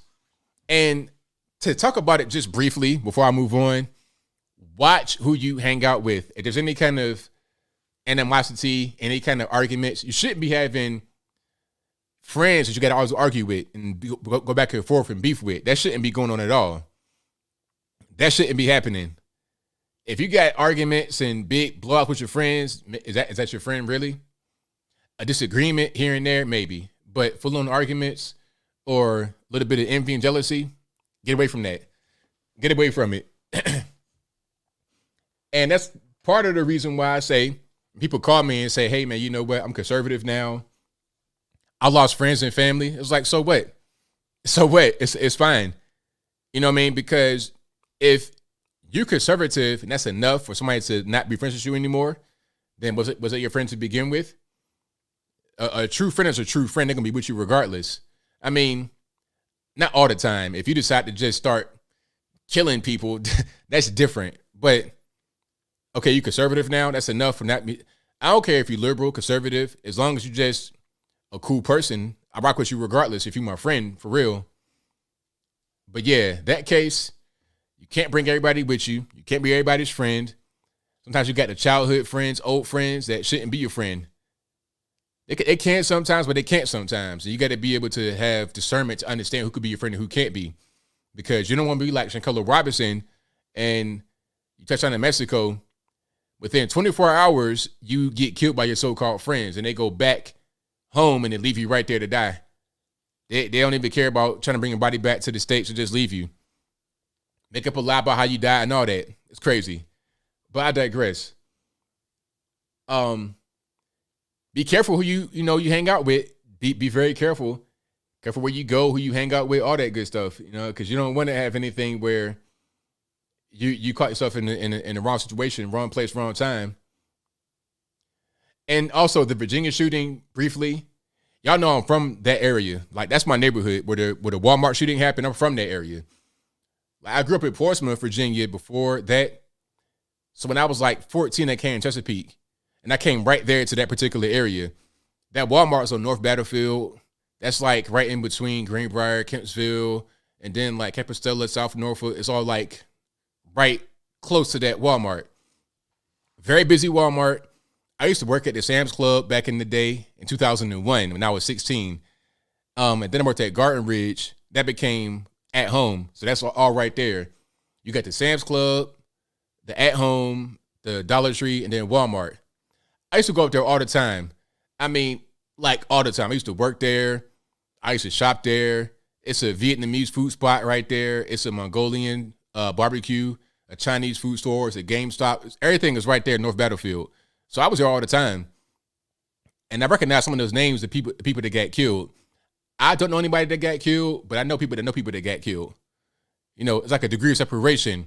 A friend of mine knows a guy that worked there. And two of the guys were like right around my same age. One guy was like 38, my same age. Other guy was 42. And I've seen him before. I've seen that name before, but I can't quite picture it. But I've seen that name before. So I don't necessarily know anybody that got killed, but I know of people that know people. You know what I'm saying? Because it's right there in my neighborhood. But it was crazy. So the shooter had a manifesto, and he killed all coworkers. All coworkers, nobody else in the store. He went to the break room and shot his coworkers. I think he killed like 5 or 6 people. It was crazy. And then he did himself. He was on Facebook Live with one of the coworkers, and everything was all right. And then it wasn't all right. It was crazy. But you never know what's going on. Maybe medication would do something like that to you. I don't know. I have no idea. But the city is very safe. Great place to raise kids. Great place to live. Chesapeake, Virginia. Very nice place. That whole thing with the Walmart is kind of unheard of. You would see shootings sometimes in really bad neighborhoods, but not at a Walmart. You won't see like a fight maybe at a Walmart because it's very busy. Very, very kind of like madhouse type vibe at times. A lot going on. But it's not a necessarily violent place. It's not quite that way. So, yeah. Yeah, the guy said he was bullied. But one of the people that got shot had just started working there, 16 years old, a minor. You know what I mean? Just like me when I was 16 working at Sam's Club. You know what I'm saying? So how can he be bullied by a 16-year-old to start working there? I think that the guy was caught up in the crossfire. Wrong place, wrong time. But I did hear that he pointed his gun at somebody and said, hey, you go home. So he wasn't just shooting arbitrarily at a certain point, but maybe he was after he got so far into it. Yeah, that's called going postal, correct. That happened one time before in Virginia. Remember the guy that shot his job up in Virginia Beach probably about 3 years ago, maybe? I remember that story too. Yeah, they go postal. They go to their job and they just snap. It's not quite the same thing as a random mass shooting, but regardless of what, it still is very damaging. So rest in peace to all those that passed. Yeah, he definitely went postal. Correct. Yeah, you know what? Coworkers could be kind of evil. I never had a corporate job, and I knew that it would not really work for me. I got a quick personal story to shift a little bit away from the sad stuff. But, okay, this is me, fresh out of college, trying to be a normie, trying to get a regular job, right? So I go interview with this person, this company, and it's in their office during work hours. So it's like this glass office that we're in, totally open, no blinds or nothing. It's a white guy around my age at the time. I'm like 21, 22, maybe 23, probably about 22 at the time. 21 and 22. I'm a young man. He's like 25, 26, right? Now, I have on just regular type of casual business wear, white shirt, pair of slacks. I got on a pair of like gold rim glasses. Not anything just too like pimpery. I'm talking about just like regular glasses you wear at a job. Not very big frames like this, but just like regular glasses. But anyway, we're having an interview, and I can see people looking into the actual interview place. There's women in there, they're looking into the actual place. Some black women in there looking. He's like, hey, you dress very nice, aren't you? You're pretty sharp dresser, aren't you? he's like commenting on how I'm dressed. It's like, hey man, you just really sharp, aren't you? But the way he was talking to me, it was like he was kind of envious of how I looked. I was like, yeah, man, I try to just do my best for the job, be professional. And when he saw women looking into the actual office at us doing the interview, the tone of the interview changed. He became a little bit more like trying to assert himself. You understand? Like he was trying to like be the more dominant person. Understand, at this time, I'm a big person. I'm 6'3". I'm 200 something pounds. You see what I'm saying? And this guy was looking at me like I'm a threat to him. It was so weird. It was so weird. I knew right there it wouldn't work because of this guy having an issue with me. I'm in there just talking, answering questions about the job. Okay, I'm gonna be doing some basic office work, and I could tell that it would be an issue right there with the guy. It was so weird. One more story. I've already said it before about the woman that was trying to come on to me. She had to have been probably in her 50s. We have an interview. I'll go back for another interview. So I do 3 interviews. Everything goes well. I'm a charming guy when I talk to you. So interview's going very good. Energy's good. I got a job, right? The last time I go back, we have an interview, but this time it's like in her office. Before it was like outside the office in a more like a public walkway at a table. But the last interview was in her office. Close the door, no blinds or nothing. We just in her office. And it's Friday, so it's like dress down Friday. So she had on this like kind of like lace kind of top. That top was so old. It's like she went in the back of her closet, the back of her drawer from the 1970s and put that on. And then she had it on and was like she kind of like gave me this look a little bit. She was like, I was like, okay. It was so awkward. I knew what that was. I knew it was okay. You got the job if you can do X, Y, and Z for me. I'm like, you know what? I'm cool. I'm just trying to get a job. I'm not trying to be in no sexual harassment. I'm good. So yeah, real talk. At the time, I'm like, hold on, I'm like 21, 22 at the same time. She probably was like 50 something years old. I knew what that was. I'm not into that type of lifestyle. I know what that is. I've seen it over and over again. I've been approached over and over again. I'm tall, black dude. I know what it is. Let's not. I'm here to work. I'm here to work, and that's it. So from those stories, I knew that the corporate life was not for me. It wasn't for me, not at all. Yo, that top was so old. That top was so old. Imagine a wedding dress that's been in the closet for like 30 years, and it's like kind of brown. Oh man, that top was so old. Man, yeah. I'm good. I was talking about my opportunities in the job field when I was trying to be a normie working in corporate America. Y'all go through it in corporate America. Y'all go through it. The sexual harassment from the men and the women, the jealousy, the envy, the backbiting, and those stories came from the whole Walmart shooting where the guy said he'd been bullied. Now, did he get bullied or not? I don't really know. But workplace bullying, harassment, brown nosing, Kamala Harrison, that goes on. That definitely goes on. And just from the interview process, I saw it firsthand. Yeah. So that's what that is. If you like what you're hearing so far, please give the video a thumbs up. Like the video, share the video, do all that good stuff. Hey, if she's watching, she know I'm telling the truth. I ain't telling no lie. I ain't telling a narrow lie. But I mean, for real, that was what, probably about 20 years ago, almost, maybe about 15, 20 years ago. So that lady probably about 75, 80 years old by now. That lady probably about 75 years old by now, so it's fine. All right. Now, did I get to everything I wanted to get to? I think I did.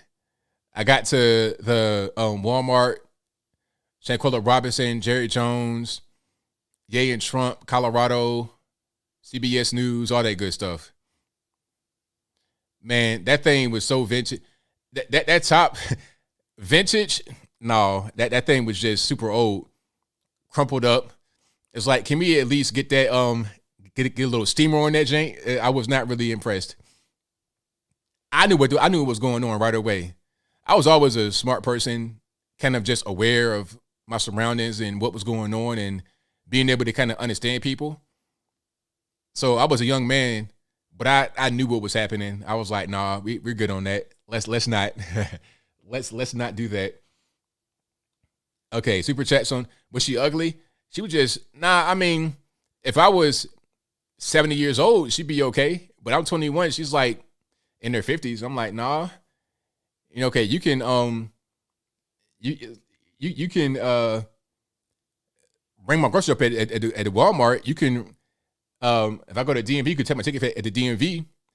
You take my driver's license photo at the DMV, but to do something else, I'm cool. I am super cool. All right, super chats on deck. Let's get to the super chats. Hold on. Shout out to O'Reilly. Shout out to O'Reilly who says, hold on, wait a minute. Let me make sure I'm where I'm supposed to be. O'Reilly says heating bills will be high thanks to Joe. Correct. G Curry says, when are you thinking about writing the book, bruh? I don't know, man. I always say I'm gonna write a book, but I gotta just do it. Rather than saying it, I gotta just do it. So I don't even want to talk about when I'm gonna do it. I'm gonna just do it and drop it on you. Like, boom. I'll be out here when they're talking about, hey man, the book is live, go get it. But I don't want to discuss it because I feel like I'm gonna just keep discussing it and not get it accomplished. Thank you to Laura Catherine for your thumbs up donation. Thank you to Michael Critchlow who says, Elon said he would make his own smartphone if Apple or Google banned Twitter from their app stores. Thoughts?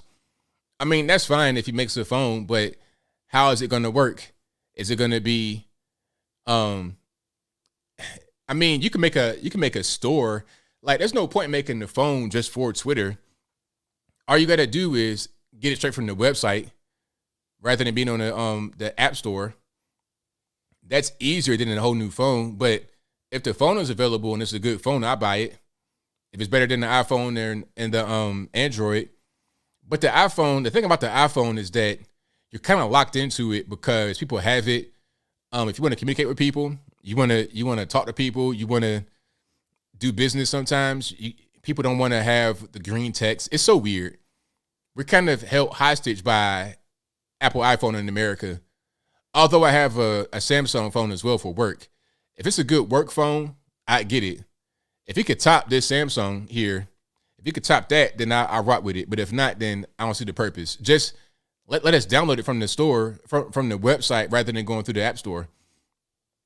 Thank you to Eric Burns Marshall, who says Moses Fleetwood Walker became the first black major league player in 1884. He and a few other black men played at MLB before the barrier went up. Yeah, that's what I'm saying. Like, Jackie Robinson was like the first like recognized person, but he wasn't the first person. So you're right about that. Also, Eric Burns Marsh says, ABL, do you remember when in front of Congress, Senator Byrd said there are also white N-words too? I do not remember that, but I wouldn't be surprised. Also, Eric Burns says, I take a celebrity over a vegetable any day. Yeah, definitely over your man, Creepy Sleepy Joe.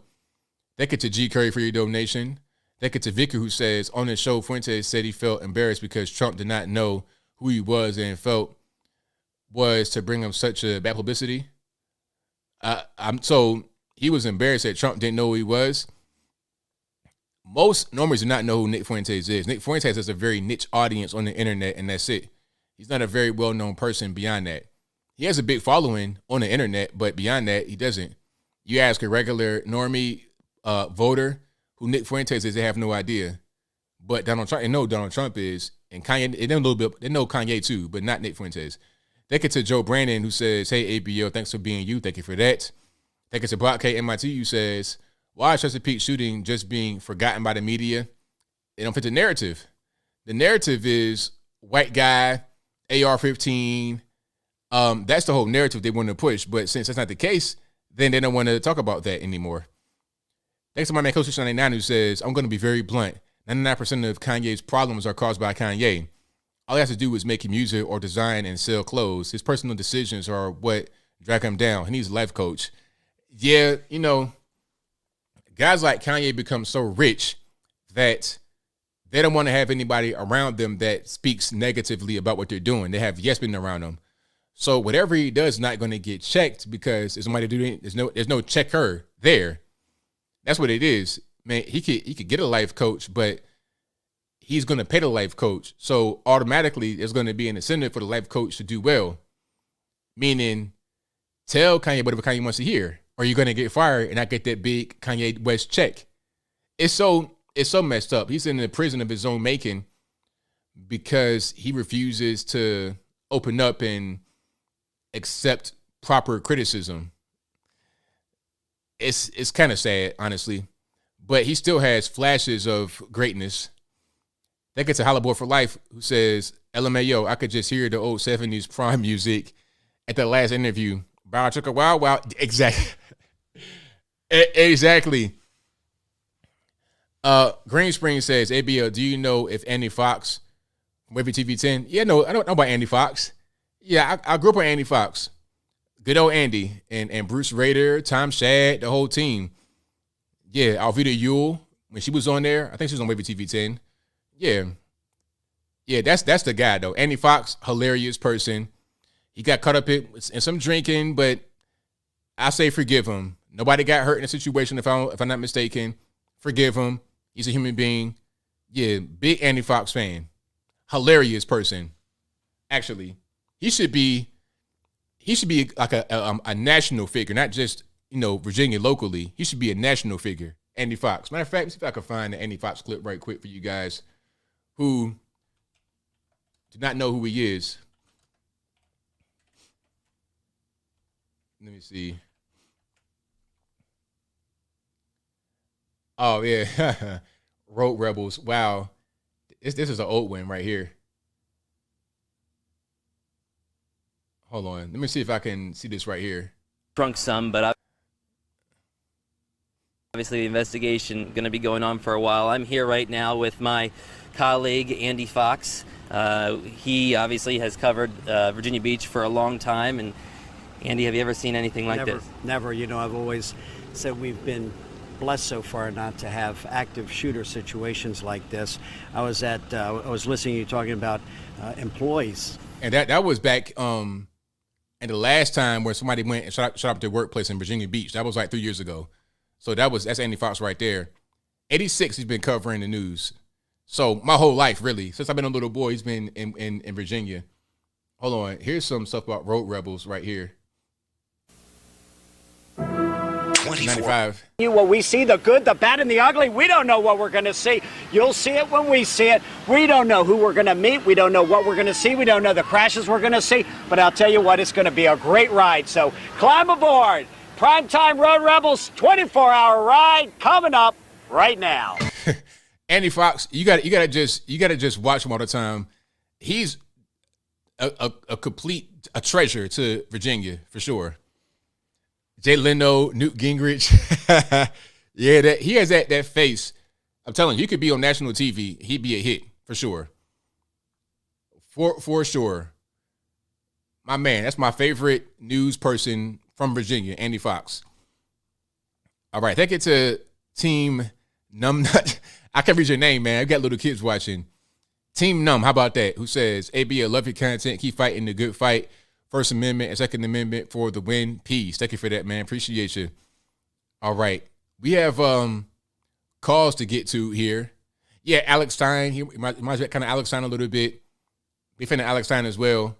He gives me the Andy Fox type of vibes for sure. He gives the Andy Fox type of vibes. Yeah, so Jay Leno did get burned, and they put out a picture. It's not too bad, but if he any kind of way squeamish, don't look. But he wasn't like in the picture. He wasn't in the bed. He's up and hanging with the nurses and all that good stuff. Of course, you got to hang out with the nurses. So here's a picture, and again, I warn you, it's a little graphic, but not really. So that's him right there. You can see where he got burned, right there on his neck, and then part of his lip. But he's okay. He got his jean shirt on as normal. The old school, got the pockets with your glasses in one pocket, phone in the other front shirt pocket, hair looking luxurious as always. But you can see where he got injured right there on his face. But he seems to be doing pretty well. Shout out to Jay Leno. Big fan of his as well. You know, big fan of his, but luckily he did not get injured more severely than that. His ear and his eye wasn't hit, so it's just wounds on his lower chin, his neck, and part of his lip. So yeah, he'll be okay. He'll be okay. So shout out to Jay Leno for surviving. What happened was one of his cars exploded when he was underneath it working.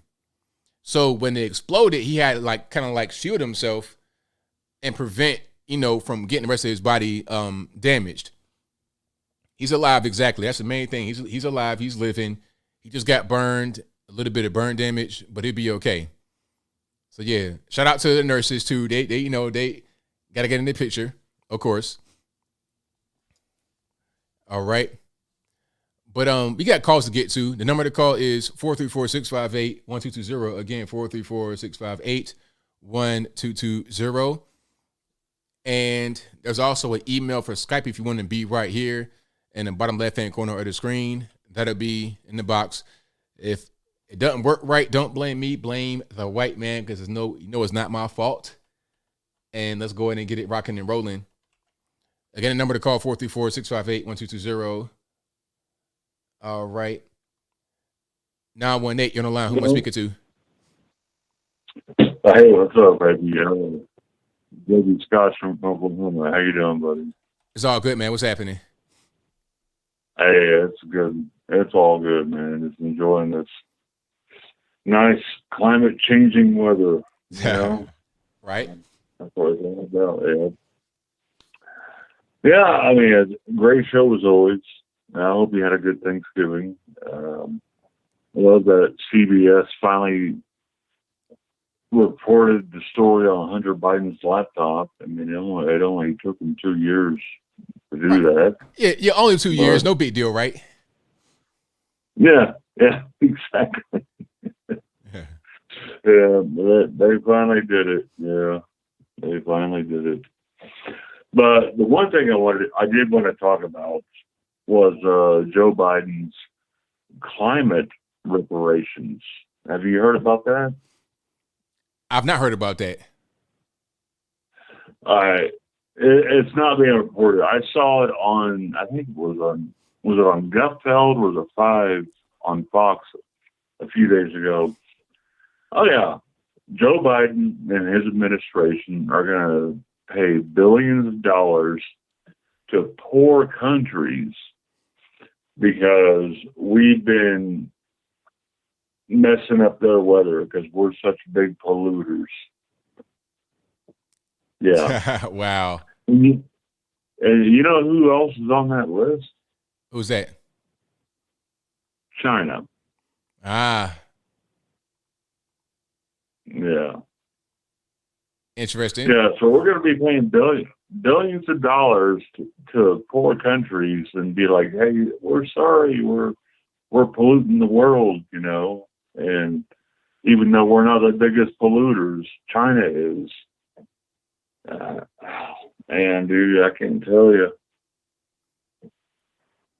Yeah, it's crazy. I mean, you know, China and India are very big polluters, but somehow they don't really have all this this woke stuff going on. They can pretty much do whatever they want. It's like we kind of just send the pollution over there. Mm-hmm. And now we're giving them money, saying like, it's our fault, you know. We're sorry, guys, that we're polluting so much. There's a couple billion, you know. Right. Yeah. Anyway, man. Yeah, I'll leave it at that. Let me give a shout out to my girl Vampy, who I know is listening, and my girl in the chat, One Hope. She's really cool. And I love your show, dude, and love everybody watching and listening. And have a good night, buddy. Thanks for the call, man. Definitely appreciate you. All right. Later, dude. All right. Great call. Thank y'all for being here. You guys are the best audience anywhere on these internets. If you enjoy what you're hearing so far, please give the video a thumbs up. Like the video, share the video, do all of that good stuff. let's go ahead and get 602. You're line I'm speaking to. I'm doing fine. You? Can't complain. ABL, I have a simple question. Okay, hold on. Hold on. Before you do that, turn the stream down in the background for me, please. Okay, I'm sorry. I have a question in regards to Tennessee. What are the good house rates and land what's the location? Because I want to move there. Okay, so you said the good house rates and land? Yeah, the cost. I'm not looking for about like about 15 acres. Like about 15 acres. Well, I don't really know about that. I mean, do you know what part of the state you want to live in, or does it matter? It doesn't matter. It's just so much next to the for the horses. You said where now? Yeah, the just out in the rural, off the grid type thing. We just wanted to hide from the Democrats. Okay, hide from the My friend said, yeah, so can you shoot me in a direction? You could do East Tennessee. You could do the Chattanooga outskirts, maybe even the Knoxville outskirts. Those are pretty good areas to be because you get some of the mountainous areas, you kind of off the grid, but you have the access to the city. So if you go toward Nashville, it's more of a flat type area, but you get the access to the really big city and pro football, all of that. If you want it, you can just drive out there. So I would say East Tennessee, you get more of the mountain and the scenery. You can be close to Dollywood, go up in the mountains. It's very nice up there. But Nashville is closer to like a more of a flat area. So I would say East Tennessee first for sure. Aim that way, you'll be totally fine. Worst town? Huh? Do you have a worst town in Tennessee? Memphis. Do not go to Memphis. Do not go to Memphis. Okay, cool. Thank you so much, ABL. Love your show. Love you. And congratulate for all you do. Thank you for the call. Definitely appreciate you. Bye-bye. All right. Yeah. You guys out there, do not go to Memphis. Nashville is a blue city, but not really. Nashville is very good. I love Nashville. Like, Nashville is like a safe Atlanta.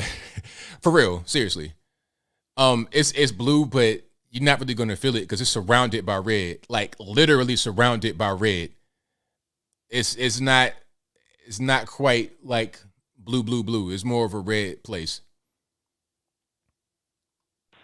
I'm speaking to you on the line 331.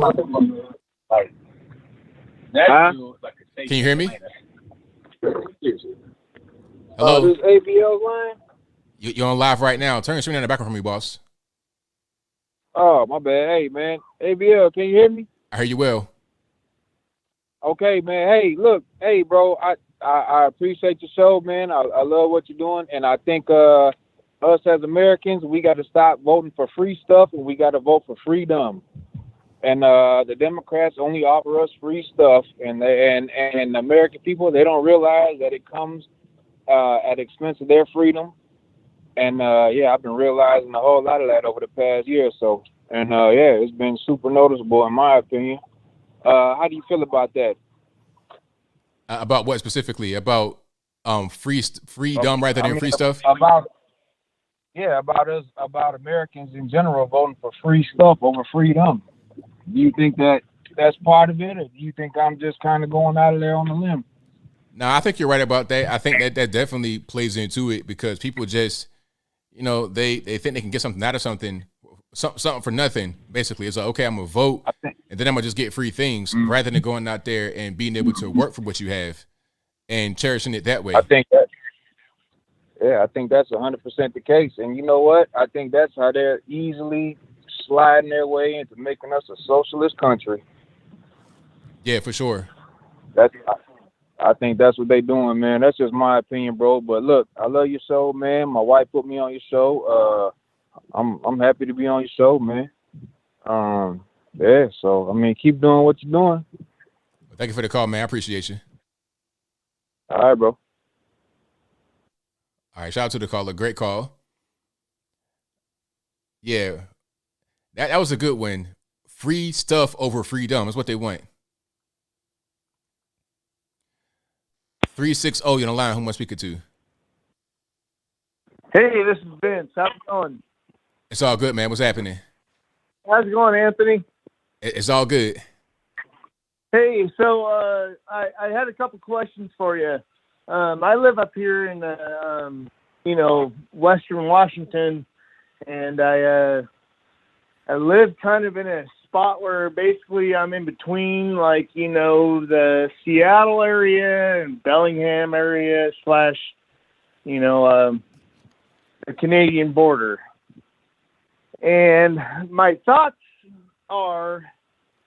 is that I feel that Washington has gone to a dark place when it comes to certain counties. I feel like the state itself is actually pretty red, but there's a couple areas that are really blue. And my thought process is what is your take on, I guess, the Second Amendment would be a good one. And then how do you feel about, I guess, living in I don't live in a big city. I actually worked really hard and I did a lot of things to make sure I was not in a big city. And I just am curious whether or not you live in a big city or if you feel like living on the outskirts of town, and you were looking from the outside in. What's your opinion on your view of those types of things? So about what, like big city living? Yeah, big city living versus living on the outskirts. My opinion is that I feel like me and a whole bunch of other people sit on the outside of these big cities, and we are looking from the outside in, and we see the problems that are going on in the cities, but yet I'm so close to the cities within 60 miles. What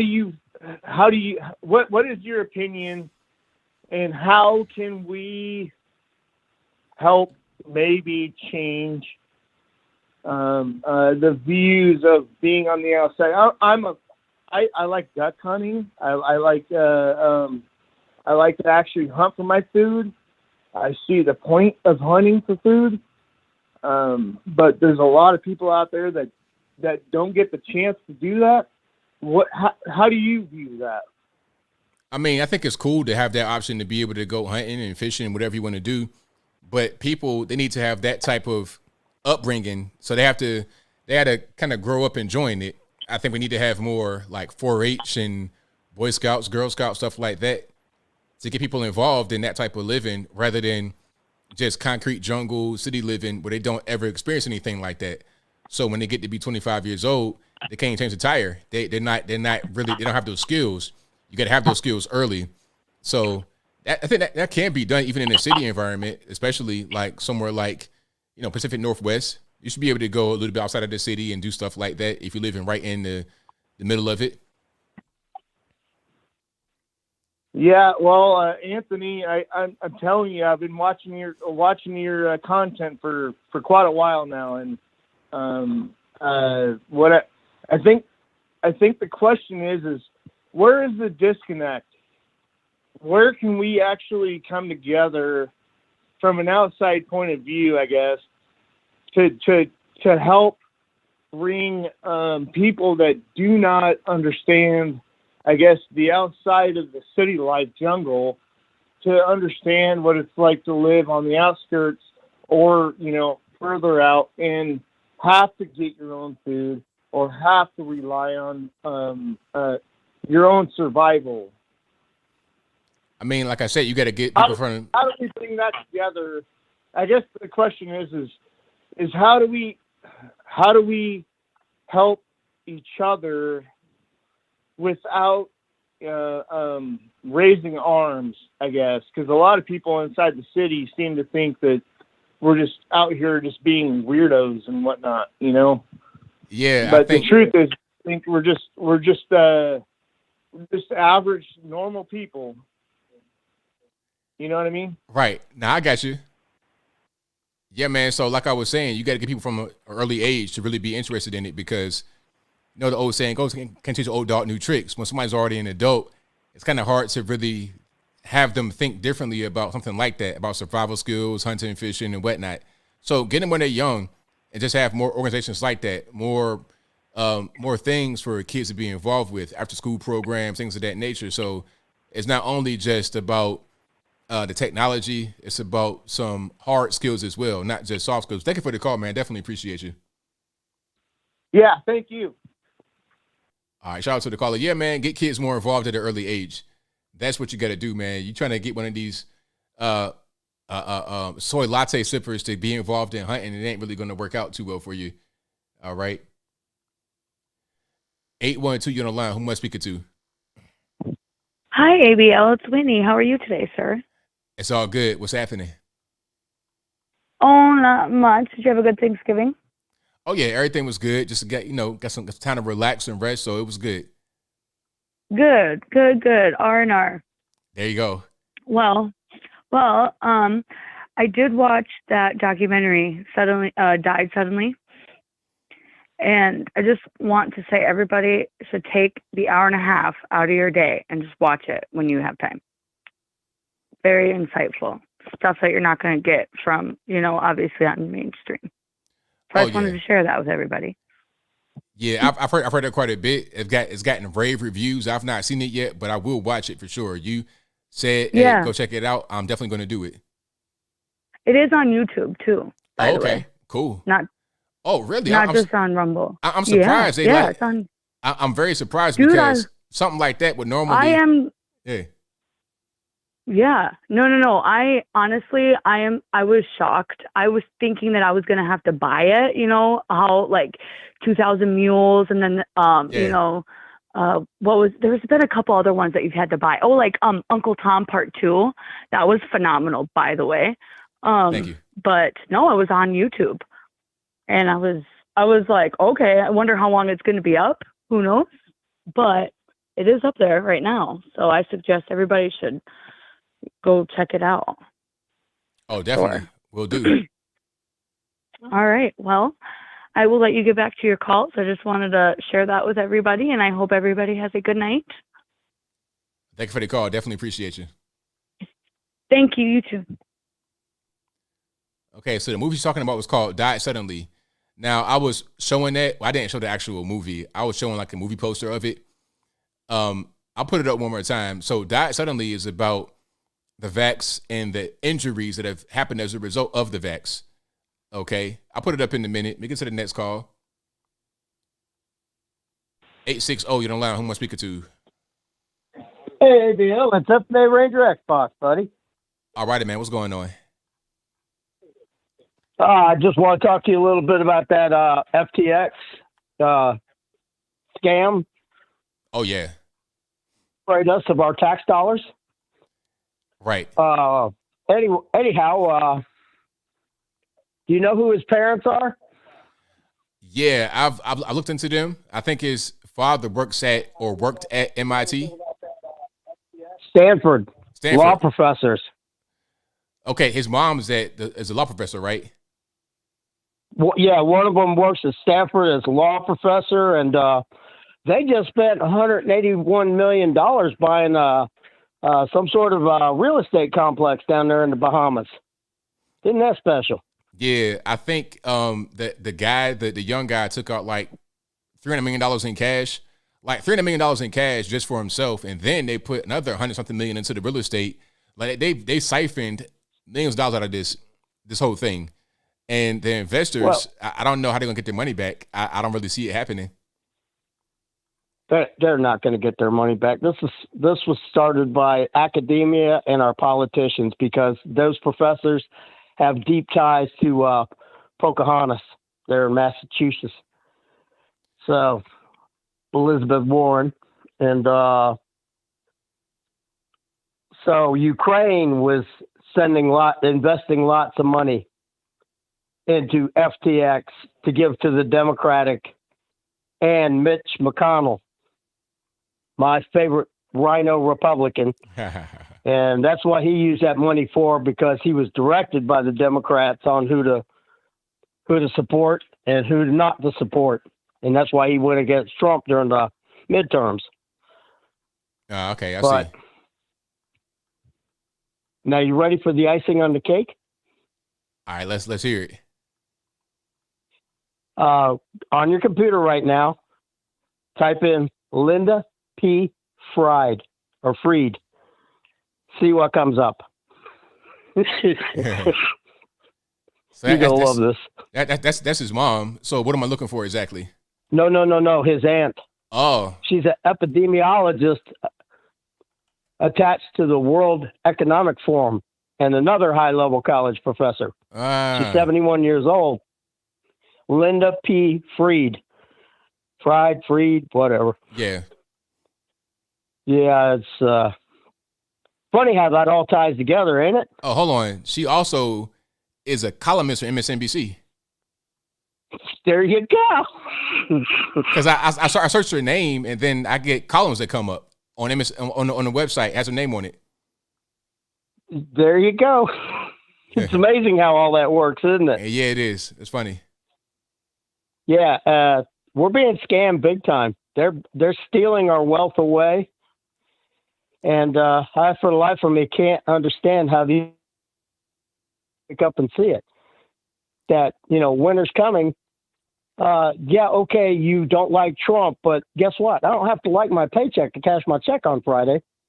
I have to like my that paycheck cash is just as good whether I like him or not. But anyway, I just thought I'd drop some information on you.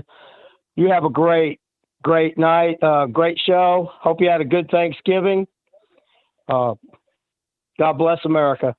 You take care. Thanks for the call, man. Appreciate you. You too. Bye. Very interesting. These people, they got so many connections. It just kind of, the political stuff, the media is all together. All right, now, call on 209. Hi, Anthony. This is Debbie from Arizona. All right, what's going on? I need your expertise advice. Okay. What do you think's going on here? Do you think we're going to get a whole new vote here in Arizona or what? Because you know good and well, everybody in the country loved Carrie Lake. Don't you? I don't know about that. I think that she was very popular, but at the same time, okay, so you have people that don't like Republicans, Democrats that want to vote Democrat. Then you have people that want to vote Republican. Then you have those that are kind of swing, and they're kind of in the middle. And that vote's kind of hard to predict sometimes. I'm not really sure how that vote's going to go in Arizona, because the thing about Arizona is that you have a lot of influx of Californians out there too. So that's part of it. Yep. And I think, yeah, because I was one of the people that was also told to put my ballot in a box because all the machines were broke. And that was my third location I went to. So, Carrie Lake and Abe, they're both suing. What do you think the chances are going to be? It's kind of hard to tell what's going on here. It's going to be hard to tell. I mean, it might last a very long time because we have to go through each ballot and do a lot of authentication and everything else. So I'm not sure. I don't know what the outcome is going to be. It could be anything that happens, but I think that there will be a long process here to figure out the. Yeah. Don't you? Okay, I got one more question. Do you think Katie Hobbs should have recused herself as a That's a good Secretary question. of State? Now, I'm not sure how that would work. I think maybe it probably would be, because if you're running an election and you're also running in the election, there's a conflict right there, you see? But I don't know if she says, okay, I'm not going to do it, who does it? I don't understand. I don't know how the process works, but I think that's definitely not a good thing to have. to have the person running the election be running in the election. It's not a good thing, in my opinion. Yeah, that's what I say, because, she, didn't recuse herself, so that, that's wrong. And then one more thing is that she did an interview with a Hispanic gentleman, and all she could do was go, so she didn't even debate Kerry. Yeah. But anyway, I just wanted to find out what you thought about it. So I'll let you go, and thanks for being on, because you're great. Well, thank you for the call. Definitely appreciation. Talk to you later. Bye. Yeah, the whole Arizona thing was a mess. It's really embarrassing, too, because it's like, come on, this is 2022, first world nation. We can't get these votes counted. I mean, come on. Florida, they were in and out. 7 o'clock that night, there was a wrap. They were done. So why can't that happen all over the country? Why is Arizona just mismanaged that way, 405, you're on the line. Who am I speaking to? Hey, it's Desmond Oklahoma. How's it going? It's all good, man. What's happening? Other than the craziness at work, I've been doing fine. How about you? Oh, everything's going good, man. Can't complain too much. Same here. Hey, this whole shooting in Colorado has been kind of sparking my interest a little bit, but I just want to ask you a question. Do you know that Colorado has red flag laws for guns? You said where now, Colorado? Yeah, they have red flag laws. Do you know that? I did not know that. Well, apparently about a year and a half ago, the shooter did some craziness with a boom boom towards his mother, and he didn't get his guns confiscated. Hold on, wait a minute. So he had guns before? Yeah. Oh. So there was a red flag law. He had his guns confiscated, but he still went on a mass shooting? Yeah, he didn't get the guns confiscated. He did or he didn't? Did not. Oh, okay. So. All because he made a homemade boom boom. If you know what I mean. Okay, I got you. So. Okay, so did he buy a gun, or he made his own gun at the house? I think he had his own guns before his issue with his mother, and I'm not for sure. It's kind of vague on the details. I mean, somebody from Turning Point USA made like a 1.5-minute video and told me the story, and I kind of watched it twice. So I kind of got the details, so it was kind of short and vague as possible. But you may want to watch one of their videos on Facebook. So I kind of got my information from them. So you may want to watch one of their videos on Facebook. Okay. I mean, that's what I got my information. So if you guys want to take my word for it, just watch it from them. So, and this whole non-binary issue, I got that information from Kevin Sorbo, the guy who played Hercules back in the 90s, which is an amazing actor. In my point of view, I mean, he's probably the most sane actor I follow nowadays, unlike George Takei. I mean, he's gone crazy. I mean, he hasn't said a word about this shooting in Colorado. Right. Only thing, excuse me. Only thing he's been tweeting about, Trump bad. Oh, crazy politicians saying anti this, anti that. Come on, George. Say something positive about America for once. I mean, this country is giving you more opportunities than anything else. Right on. I mean, he still thinks he's oppressed. I mean, come on. I'm probably more oppressed than he is. Right now, I feel you. I hear you. Well, I need to work on a few things here and keep up the good work, and I hope you have a great holiday and a happy New Year's if I don't talk to you till then, okay? Thank you for the call, man. Definitely appreciate you. All right, bye. All right, shout out to the caller. And let's get to the video. I did find a video he was talking about the turning point video, about the red flag. Let's check it out right quick. Give me a second, put it up on the screen. And can we get ammunition? Okay, wait. Let's not talk too fast now. Come on. Let's do things right. Okay. Put you over there, and then let's not have all that showing. Let's go ahead and roll it here. A 22-year-old gunman fired shots at an LGBTQ club on Saturday, November 19th. He brought in an AR, a handgun, multiple magazines, and ammunition. 2 patrons heroically attacked the suspect, stopping the shooting. As a result, 5 people were killed and 18 people were injured. If you've noticed, I didn't say the suspect's name because screw him. What's developing?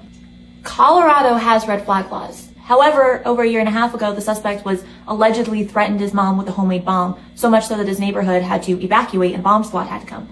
But his guns weren't confiscated. President Biden's response is to push Congress to pass an Equality Act, which basically bans discrimination against people of gender identity and sexual orientation. He also continues to say that we need to get semi-automatic rifles off the streets. My take on this, the Equality Act, what is that going to do? Okay, so basically he had a homemade bomb and then threatened his mom with it, but they didn't take the guns away, although there's red flag laws. But how does that, I'm not sure how that will really work. Basically, I think the moral of the story is there's laws in the books that aren't even really enforced. So what's the purpose of trying to enact more? I guess that's the whole thing. So the guy already had guns, and did he use a gun that he had before to go do the shooting at the club? I mean, that's what she's saying. That nose ring is killing me though. The nose ring is wearing me out. It's like I'm trying to listen, but it's like, come on, let's tighten up a little bit. But yeah, shout out to Turning Point though. Shout out to Turning Point. Let's go. The number to call 434-658-1220. Again, 434-658-1220. Oh, so he was on the watch list, of course. The federalists knew about him. That's how it always is, ain't it? Always. They always know about these guys before they go out there and go postal, really. Not always, but a lot of times they know who these guys are.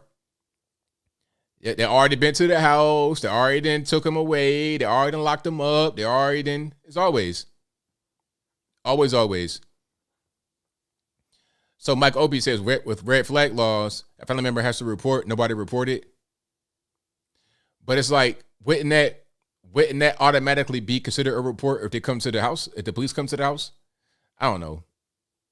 Or maybe they have to report that the person has guns, and then they can enforce the red flag laws. Like, okay, he has guns, he's acting up, blah blah blah. Take him. So maybe that's it. Yet the nose ring should be like a little bit more subtle. You got a hoop nose ring, that's a little much. Do the Tupac, like somebody said, do the Tupac little dot. That's totally fine. But the big nose ring, you're getting into the category of you might as well have a lip ring right there. Or a tongue ring or something. That's just very distracting. But shout out to her though. All right. So the ring cam footage. Ring cam footer. All right. Let's go ahead and restart Skype because I'm not getting. Yeah, let's go ahead and restart Skype right quick. It was going good for a long time. It was fun while it lasted. Let's start that one more time. And if you like what you're hearing so far, please give the video a thumbs up, like the video, share the video, do all that good stuff. Let's go ahead and restart Skype right quick and keep on rocking and rolling.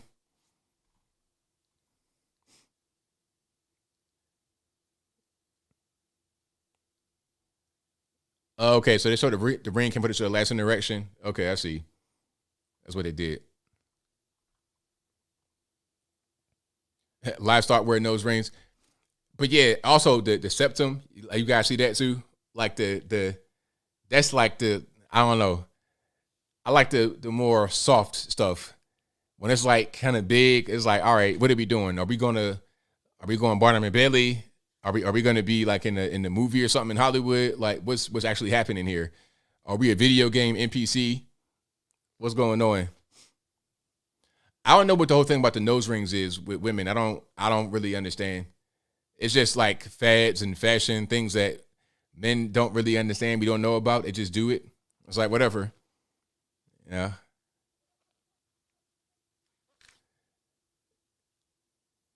No face ring. Yeah, I'm with you. The bull ring. Be making the cow emojis. A toe hook for your head. Yeah, that's pretty much what that is. All right, but the number to call 434-658-1220. If I'm getting calls, it's not coming in, so I give it a little bit to sometimes it'll do that. Sometimes I'll get a lot of calls and then it'll stop because I think Skype has its own problems going on. So that's just what that is. There's also an email in the description you can get on right here in the bottom left-hand corner of the screen. I ain't going for a while. I'll just talk to you guys in the chat. Dropped a major hint in the comments. Oh, the lip. Yeah, I remember the lip rings. The lip rings, it's just bad. And then when you see them from far away, it's like, is that a lip ring or is that something else? I can't really tell what that is. It doesn't really look too appealing to me. All right. So there we go. Call your line speaker 2731. Do what? Can you hear me? Yes. All right. What's going on? I was calling to touch on the Mustang. Anybody ever recall a video come out years ago, back in the early mid '80s, of the Nostradamus? Spoke on Mabus and the relation of being Musk, Elon Musk. You said who now? No, Elon Musk, but then who else? Mabus, from a Nostradamus video, documentary, years ago, back in the early mid '80s. Does that ring a bell for anybody? I'm not familiar with it. Not familiar with it? No.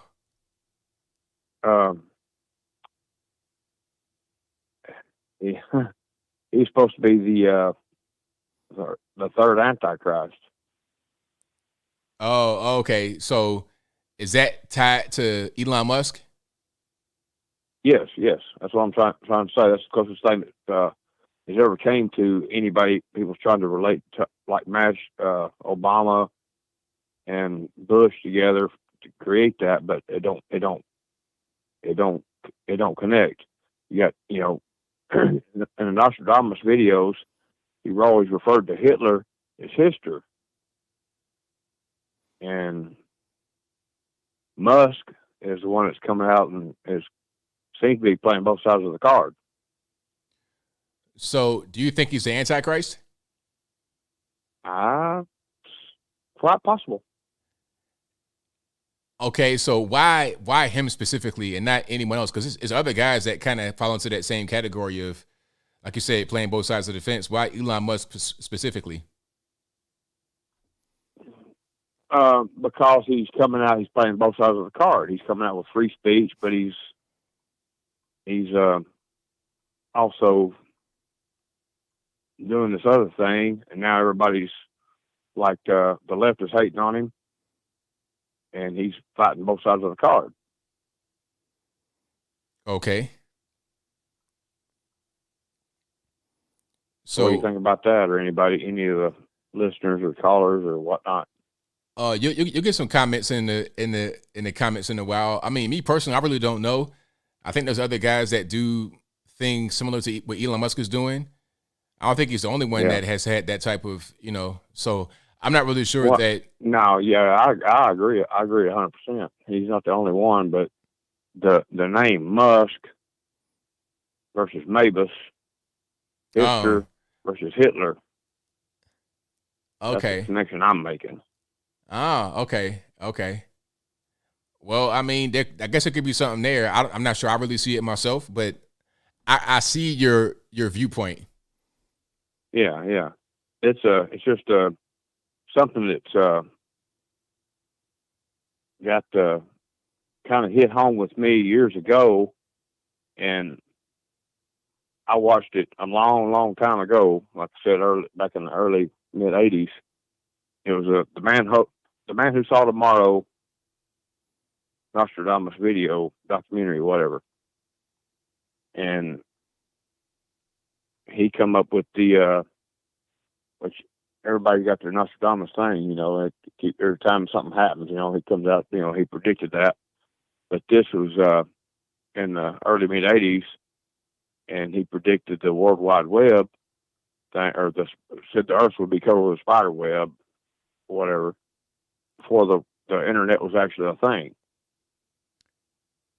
And the end result was the third Antichrist at the end, but was Mavis. Okay.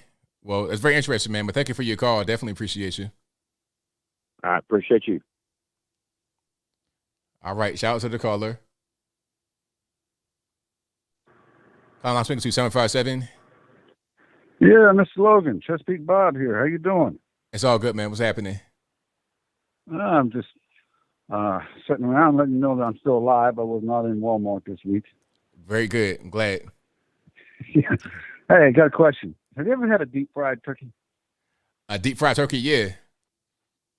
Yeah. What do you think of them? Oh, I love them.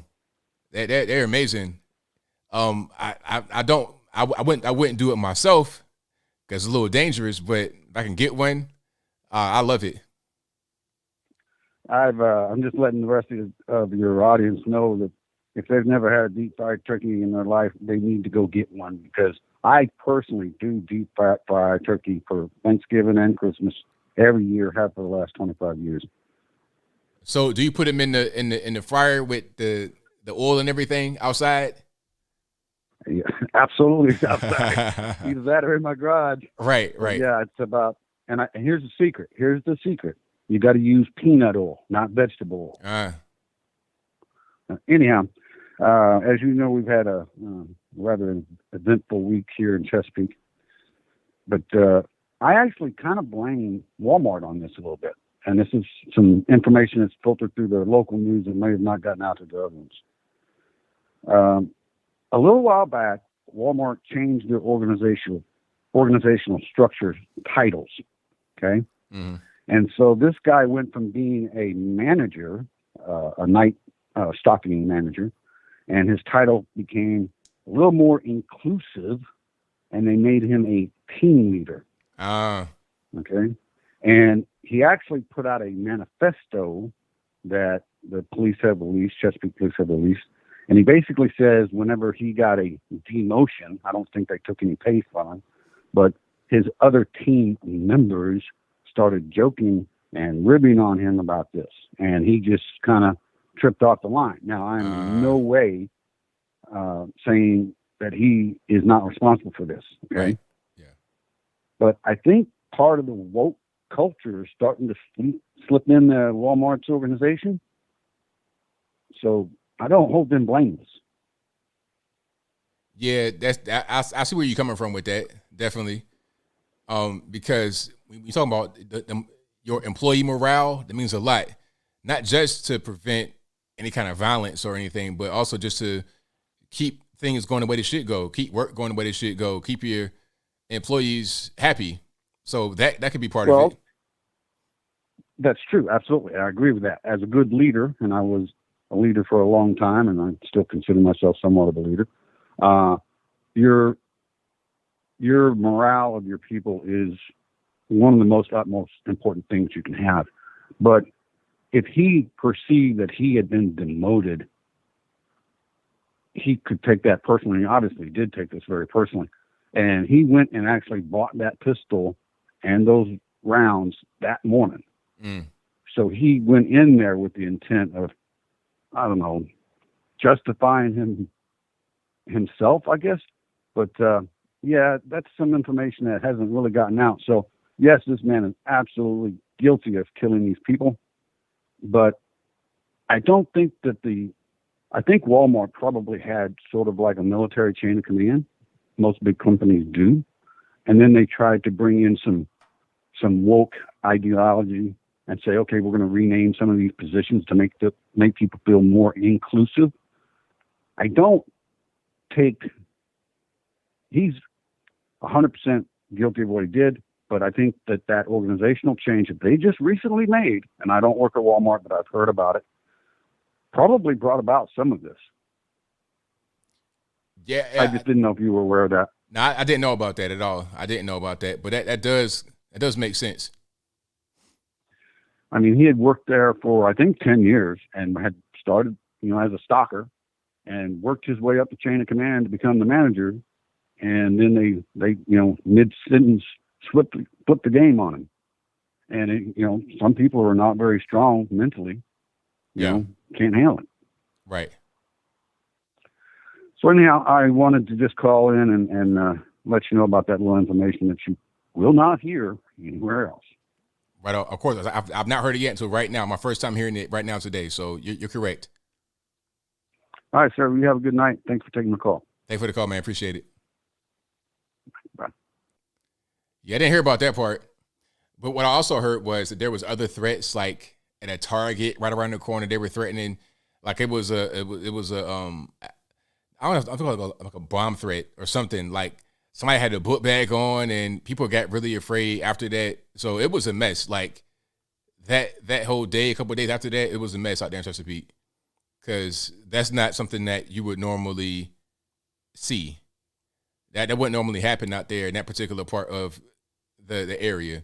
Just a mass shooting, just randomly, that's not really normal. So it was a mess. All right, man, what's going on? Can you hear me?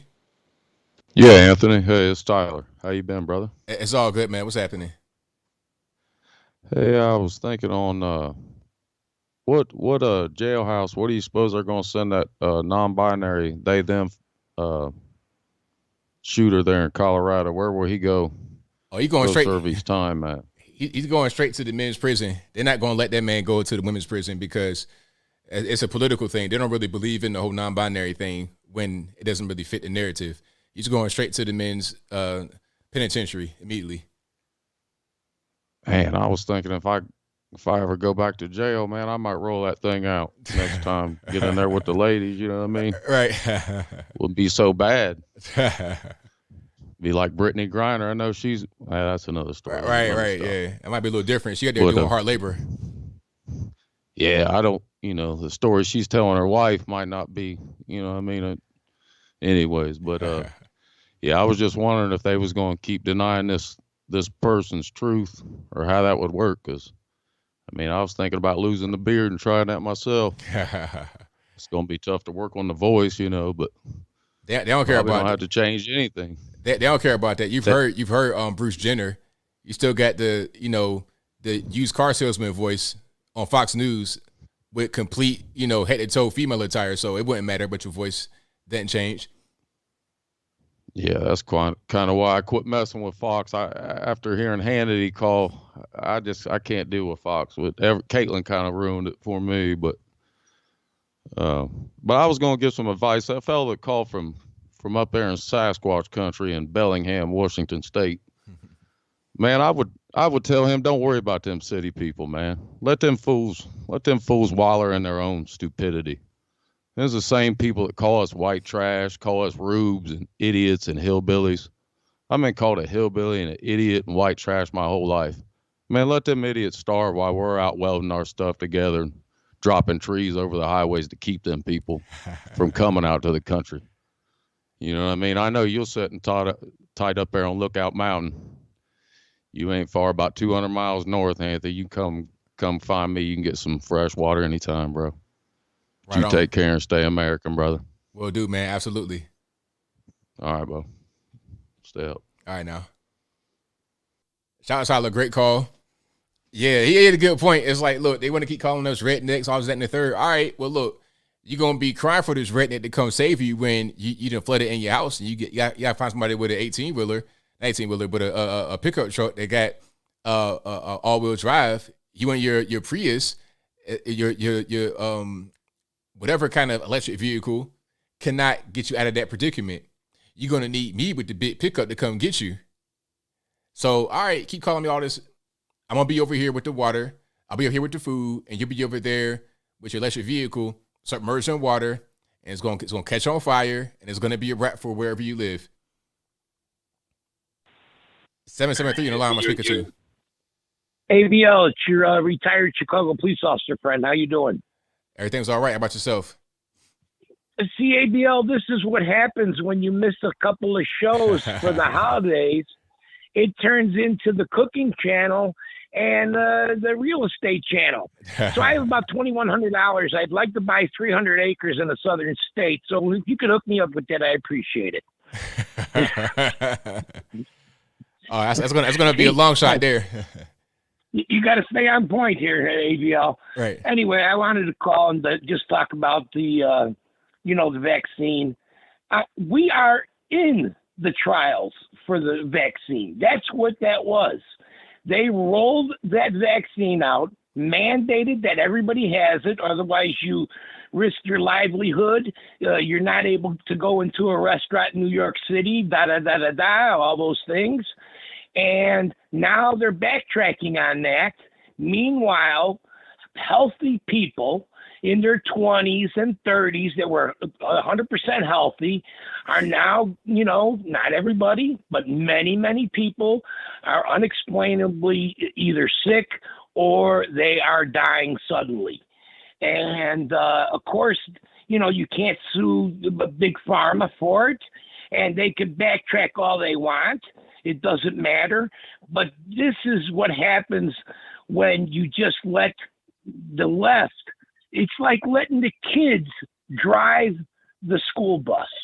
They don't know what they're doing. They think they do because they're on the school bus every day. So now they think that they can handle driving the school bus. And unfortunately, that's not the case.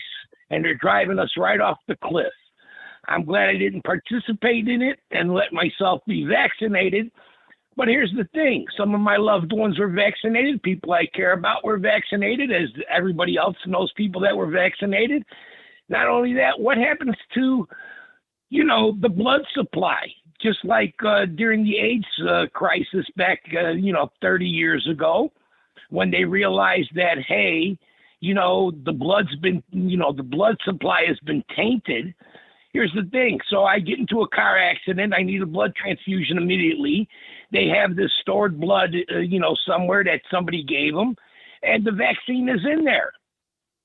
And then suddenly, what happens? I survived this car accident and I die of this blood clots, the 3, 4, 5, 6 years down the road. It's a little bit scary. It's really, the scary part is how they got control to be able to mandate this stuff. They were so positive, and now they're not so sure, so they're going to backtrack. They were so positive that, COVID came from, those open markets where they were eating bats, when in fact, we all know it was developed in the lab, and either by accident or on purpose, it was unleashed into society. Because you know what? It doesn't even have to be on purpose. Once you develop something, it can get out. That's what happens. Things happen, and suddenly you have a huge problem. So that's my $1.25 there, ABL. Great show, and get back to me on the on some recipes and that real estate that I asked you for. So, all right, I'll talk to you later, ABL. Thank you for the call. Appreciate it. Have a good one.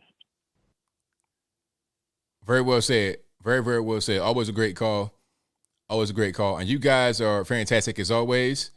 If you like what you're hearing so far, please give the video a thumbs up. Like the video, share the video, do all that good stuff. Now 1-2, you're in line. Who am I speaking to? Hey, what's going on, ABL? This is Joel Davis Media Network. How you doing, my friend? It's all good, man. What's happening? Hey, nothing, man. I hope you had a good Thanksgiving. Absolutely. Yeah, I did too as well.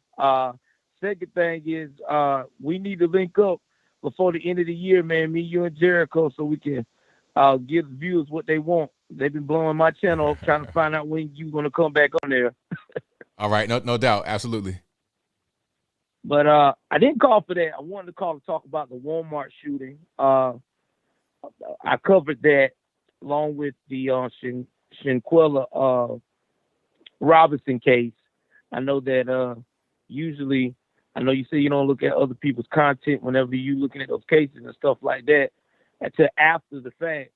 I had discussed on the Walmart sector. First of all, with Andrew Bean, because I used to work at Walmart, is that when he left his manifesto, that you can tell that this guy had a lot of psychological things going on inside of him. And it seemed like to me this was started way before he became a manager. Yeah. You know what I'm saying? That you could actually tell that he had an internal fight. He was like, you know how some people can be an overachiever and they get to the point that they stress themselves out because they achieved one thing, but they haven't accomplished the rest of the social things that goes with the achievement. And I think that's what made this guy snap, because he was socially awkward. And, you know, he even said in that manifesto that he wanted a wife, but, you know, basically he felt like he didn't deserve one because he didn't know how to socially project himself to be appealing for any woman or whatever to talk to him. You know what I mean? Okay. And also in the manifesto, he had a lot of issues with his co-workers, because his co-workers said that he was always on. You know what I'm saying? Like, he was always the type of guy that he was always serious. He didn't know how to lighten up. He didn't know how to just do his job without being, you know, over the top. That makes sense. And on the Shanquilla case, oh, sorry about my dog barking. On the Shanquilla case, he was they were talking about what was going on with the Mexican government. They have issued a red flag for one of the girls that attacked this young lady. So basically, what that meant is that with the arrest warrant and the red flag, even if they leave the United States, whatever country they go to, if they get, you know, caught up with any kind of their police, it's going to come across their radar that Interpol says that you have to release them back to Mexico ASAP. Wow. Yeah, and what I was also researched on that is that you can look that up too. Is that in Mexico they're different from the U.S. You know how in the U.S. you have the option of you can get charged with murder and all the other things that you've done with it. They can make it concurrent. With Mexico, they don't do concurrent; they do consecutive. So if they decide that they want to charge them not only with the murder but with the robbery, because they allegedly stole $10,000 from their friend, they could get time for that too. So basically, if they get, they get the robbery, then the murder. You get a conviction for the murder and then the robbery. It'd be back to back. It wouldn't be at the same time. Yep, be back to back, no same time. Wow, crazy. Boy, and they deserve it. Yeah, they do. And also, I heard too from the Mexican. There's some Mexican YouTubers that's been covering it too, that they don't do jury trials in Mexico. It's straight judge. Oh wow. Yeah, so there's no jury. It's straight the judge and the prosecutor, and whatever lawyer I guess they have on that Mexico, they can afford or whatever have you. Yeah, they're pretty much toast, because a case like this, a lot of attention, international attention. Yeah, they're gonna be pretty much toast with just a judge. Yeah. And the only thing that I say about that case, with the Shanquilla case, which I'm glad now that I got you on here, is I saw that the NAACP got involved. And here's my thing about that, ABL. Do you think they got involved for a political reason? Because they haven't been involved in black-on-black issues with violence in years. Yeah, I mean, it's political. It's definitely political, because like you said, they don't really want to touch black on black violence. It kind of became really big on social media. So if they're not involved with it, then it's like, okay, why aren't you saying anything about this? It's injustice. Let's really get on that. So yeah, it's definitely a political thing, but more to just make themselves appear to be good and virtuous. So they don't Exactly. Ignore this, right? Yep, and I agree with you on that too. And last but not least, I heard about Kanye West going to Trump. I'm going to say this, and then I'm going to try to wrap this up because I know you got other callers. I personally feel like that Kanye West would be a better adversary, a better advocate for the conservative movement by just being Kanye and just being a cheerleader for Trump and a cheerleader for us having conservative values. Because him running president, being a president, I don't see it. Because my thing is, he is not stable upstairs. You know what I'm saying? And right now, what we need a stable, focused person that's not going to flip flop. If you notice Kanye, if Kanye get any kind of stress, he wants to flip flop, then he wants to flip back. You know what I'm saying? And that, to me, that's not good for the country. I agree, 100%. And also, if you don't mind, I want to give you a shout out for, I see you almost at 1 million subs, man. Keep up the good work. And if you don't mind me blasting my channel right quick, so if anybody want to see any recaps of us working together or along with Jericho, anything like that, go for it. You can catch me on YouTube, Joel Davis Media Network. Like I said, I've worked with ABL. I've worked with Brandon Tatum. I work with everybody except for Candace Owens. That's my dream. If I get to Candace Owens, I think in Trump, I think I made it. Right. So, again, thank you very much, ABL, man. And I'm definitely promoting you every chance I get, bro. And, again, happy holidays to you and your family, man.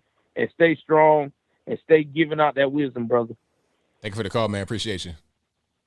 You're welcome. All right. Great call. Fantastic call. So, yeah, the people that allegedly killed Shankola Robinson is pretty much a wrap for them. They're toast. And Kanye should just be somebody that helps. He shouldn't be trying to run for president. He shouldn't be trying to play these games because it's not helping. He's not stable. I like Kanye, like I said, but we know he's not stable. He should just kind of fall back and help us rather than trying to be self-serving like that, because that's not going to really help him, in my opinion. It's not. He's trying to be self-serving, but in essence, he's going to be destructive. So what's the purpose? Just you be better off just trying to be a cheerleader for us and helping us. That'll help you more. That'll help us more. It is what it is. But if you like what you're hearing so far, please give the video a thumbs up. Like the video, share the video, do all that good stuff. Yeah, the 1 million subscribers is like, I know what I got to do to get to it. I know exactly what I got to do to get to it. It's going to take a little while, perhaps, but I'm going to get there for sure. All right. 801, you're on line. Oh, I guess 801 hung up. Now a little bit too slow to the trigger on that one. All right. All right. 801, you're on line. Who am I speaking to? Jason. All righty. What's happening? Not much. I'm just calling in. You know, I had a Twitter account, and I don't know if this is a little off subject, but on Election Day Monday, I woke up and my Twitter account was permanently suspended. And all I do is just kind of hang out and I talk online, and I just have like conservative conversations, kind of like, you know, with you here, listening to you. And I can't reinstate my Twitter account. And I mean, the thing that's really kind of odd to me is that Twitter, you know, has like blood, gore, all types of different pornography, but and other really disgusting things on Twitter. But you can't be a conservative or you speak your mind, or you get permanently suspended. It's just ridiculous. And I thought that, you know, once Elon Musk owned Twitter, that, you know, you could have, you know, truth and speak your mind and not get banned off Twitter. So did you get suspended? Did you get suspended before Elon or after? It was after. This was on Election Day on Monday. I don't know what stage of ownership he had by Monday on Election Day, but yeah, I woke up and it was permanently suspended, and it won't even let me appeal So what was the actual offense? Did it tell you what the offense was? It didn't say. Yeah, it didn't say. I looked everywhere. So actually, now this is my point though, and I'm not here to promote or anything, but I actually ended up getting an account on Truth Social just a couple of days ago, and it's exactly the same thing as Twitter. Just so you know. Well, not But quite. The good thing. Not quite. I mean, it's the same setup as Twitter, but not the same user base. Right, correct. But I've been there for like 3 days, and I have like 430 followers now, so it's pretty cool. And the cool thing I like about Truth Social compared to Twitter is you're not constantly bombarded by fake Twitter accounts, or I was always bombarded by fake Twitter accounts trying to ask where I live and might get my email information and stuff like that. I've not once experienced that on Truth Social. But anyways, that was my thought. I'm a little upset that I lost my Twitter account and I can't reactivate it because I had like 2,000 followers on Twitter.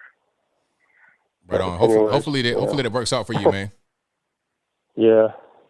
Anyways, well, this is Jason from Salt Lake. Like I said before, I've talked to you before. You're a teacher, a healer, and a leader. And research you out. I love you, guy. Love you lots. Thank you for your call, man. I appreciate Congratulations you. with your family and everything, and happy holidays. Oh, same to you, man. Thank you for your call. Bye. Yeah, man. That's kind of weird that they don't tell you. They don't tell you what the infraction was. It just kind of suspends you, and that's it. It's weird. So hopefully you can get that tightened up. 773 on the line. Who am I speaking to? Hey, Dio. First off, hey, Dio, happy Thanksgiving. Oh, likewise, man. Thank you. Hey, Dio. I've been trying to call into the show for a couple of weeks right before the midterms because I wanted to address a couple things with you.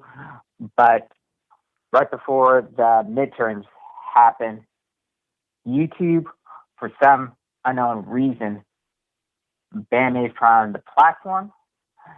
So I can't access my old account. But the big question I wanted to ask you, and maybe everybody else here, I've been told that you should not be using the same Gmail account for Yahoo account. Something about the IP address.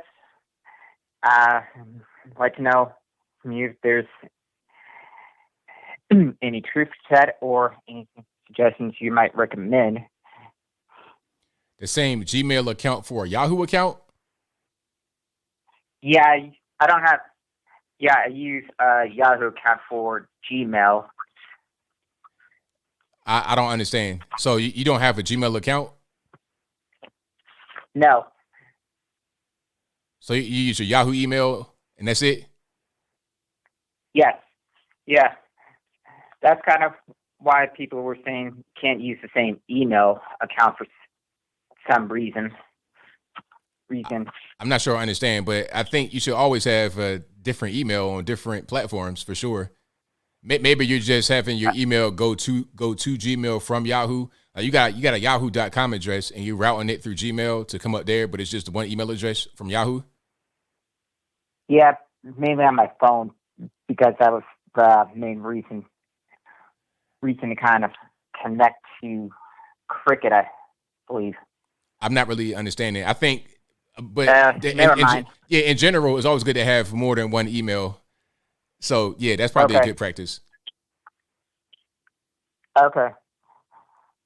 Well, I'm pretty much on Rumble right now, and I really wish a lot more conservatives like yourself would kind of go to other platforms, since Google and Yahoo seems to have a problem with censoring us from actually telling the actual truth, whether it be about the election or other controversial issues. Because during this midterm, I was actually really cussing up a storm on this because pandemic's not officially over for a lot of people, like here in Chicago, but how on earth can anybody be complaining about abortions when our medical freedoms have been threatened for the last 3 years. Because here in Chicago, still see people wearing masks and not much talk about the side effects from certain medication. And there's no other option but to wear them, like even in the polling places. Yeah. That's still going on with the whole mask thing? Yep. Wow, that- I still, so there's no sense of normalcy despite back in August, where they, in quotation marks, supposedly ended the whole thing.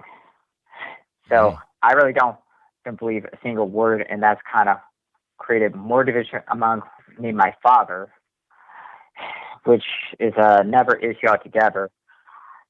Ever since my mom passed away earlier this year, as I told you, I'm currently not really in the mood to be celebrating the holidays, and because it doesn't seem like this pandemic is officially over with, mainly is my main reason for not wanting to celebrate, period. Right, I got you. Because there's no sense of normalcy. And just a few days ago, it's the first real reason I haven't kind of officially cried in a long time since I'm on his funeral. So I'm not officially depressed about anything. I just can't really find any momentum to kind of move on since there seems to be no sense of normalcy where I live, and nobody else is kind of actually wanting to talk about anything serious, and it's just leading to more arguments. Yeah, I would say avoid any kind of negativity. Don't even get involved with it. Just try to find peace wherever that peace may be. I'm not really sure where that's going to be, but just find peace. Don't get involved in no negativity, because that's just going to be unnecessary stress that you don't need on your back, man. I thank you for your call, as always, man. Definitely appreciate you. Okay. Have a good evening. Same to you, man. All right. Talk to my man, Rapper 10,000. But yeah, man, like that's advice to anybody, man. Avoid negativity whenever possible. Just keep everything positive, keep everything uplifted. That's where you want to be in your life. You don't want to be in a negative space. Not at all. So yeah, shout out to you guys for being here. You guys are the best audience anywhere on these internets. It's time for one more call. Let's do it. 541, you're on the line. Who am I speaking to? Hey, this is Preston out here in Oregon. How you doing? It's all good, man. What's happening?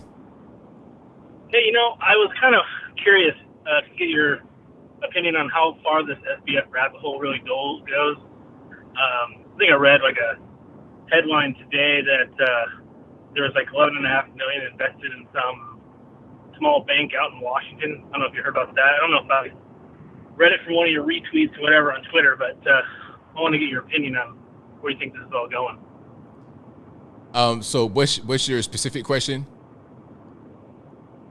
With the whole FTX thing with SBF. Oh, yeah. And kind of where all that's going, because everything just keeps getting weirder and weirder. And I've seen a lot of this happen with unrelated things here and there. And you think there's going to be some big thing, and it never ends up being anything. What's your opinion? That's a good question. I don't know where it's going to go. I think if they go down this big rabbit hole, there's a lot of big players in the game, a lot of your politicians in the game, they're going to kind of like try to sweep it away. They don't really want to talk about that too much, because then it's going to start to implicate people that they don't want to implicate. So at that point, it might kind of go away. But if they're able to get some low-level guys in trouble, they'll definitely do that. And I think the main thing will be try to recover some of those assets, recover some of the money. But I think that money is pretty much gone, and there's not much they can really do. So I don't really see the whole thing going forward in a positive direction, unfortunately. Although it should go forward, meaning there should be some people that lose their jobs and go to the penitentiary. But we'll see. If they can get some low-level guys, they'll get them. But high-level political people, they won't be touched, in my opinion. Yeah, unfortunately.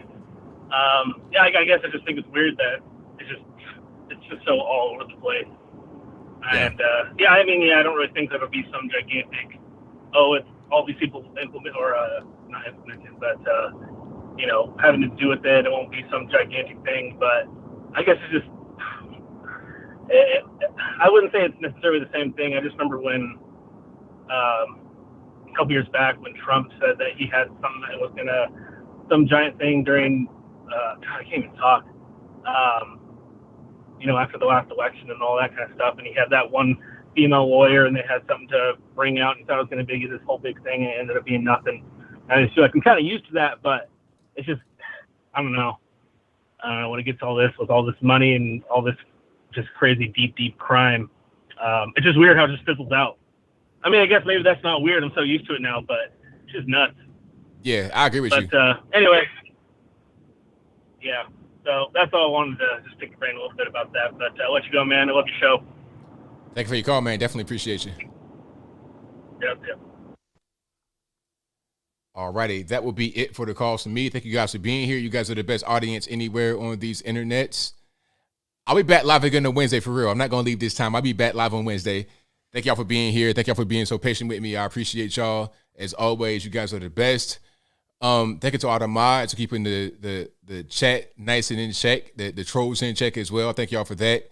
Thank you to everybody that's been watching, that's been retweeting, that's been sharing, subscribing, whatever you're doing. Thank you for that. Thank you to everybody that's been commenting and calling. I appreciate y'all. I got super chat so I can read those real quick, then I'm out. Oh, also, this is a podcast you're listening to right now, and it'll be available for free on your favorite audio streaming platform, whether that be Google Play, Spotify, Stitcher, Anchor, Apple, iTunes, etc. Link for that will be in the description, or go to favorite audio streaming platform right now and search ABL Live Asha Pop right on up. All right, so where did we go? I think it's F Ranger Xbox who says, Wimkin social media pays content makers a higher percentage. I think it's Leo Mazzino who says, I went to my cousin's for Thanksgiving. We had barbecue turkey. Oh, shout out to barbecue turkey.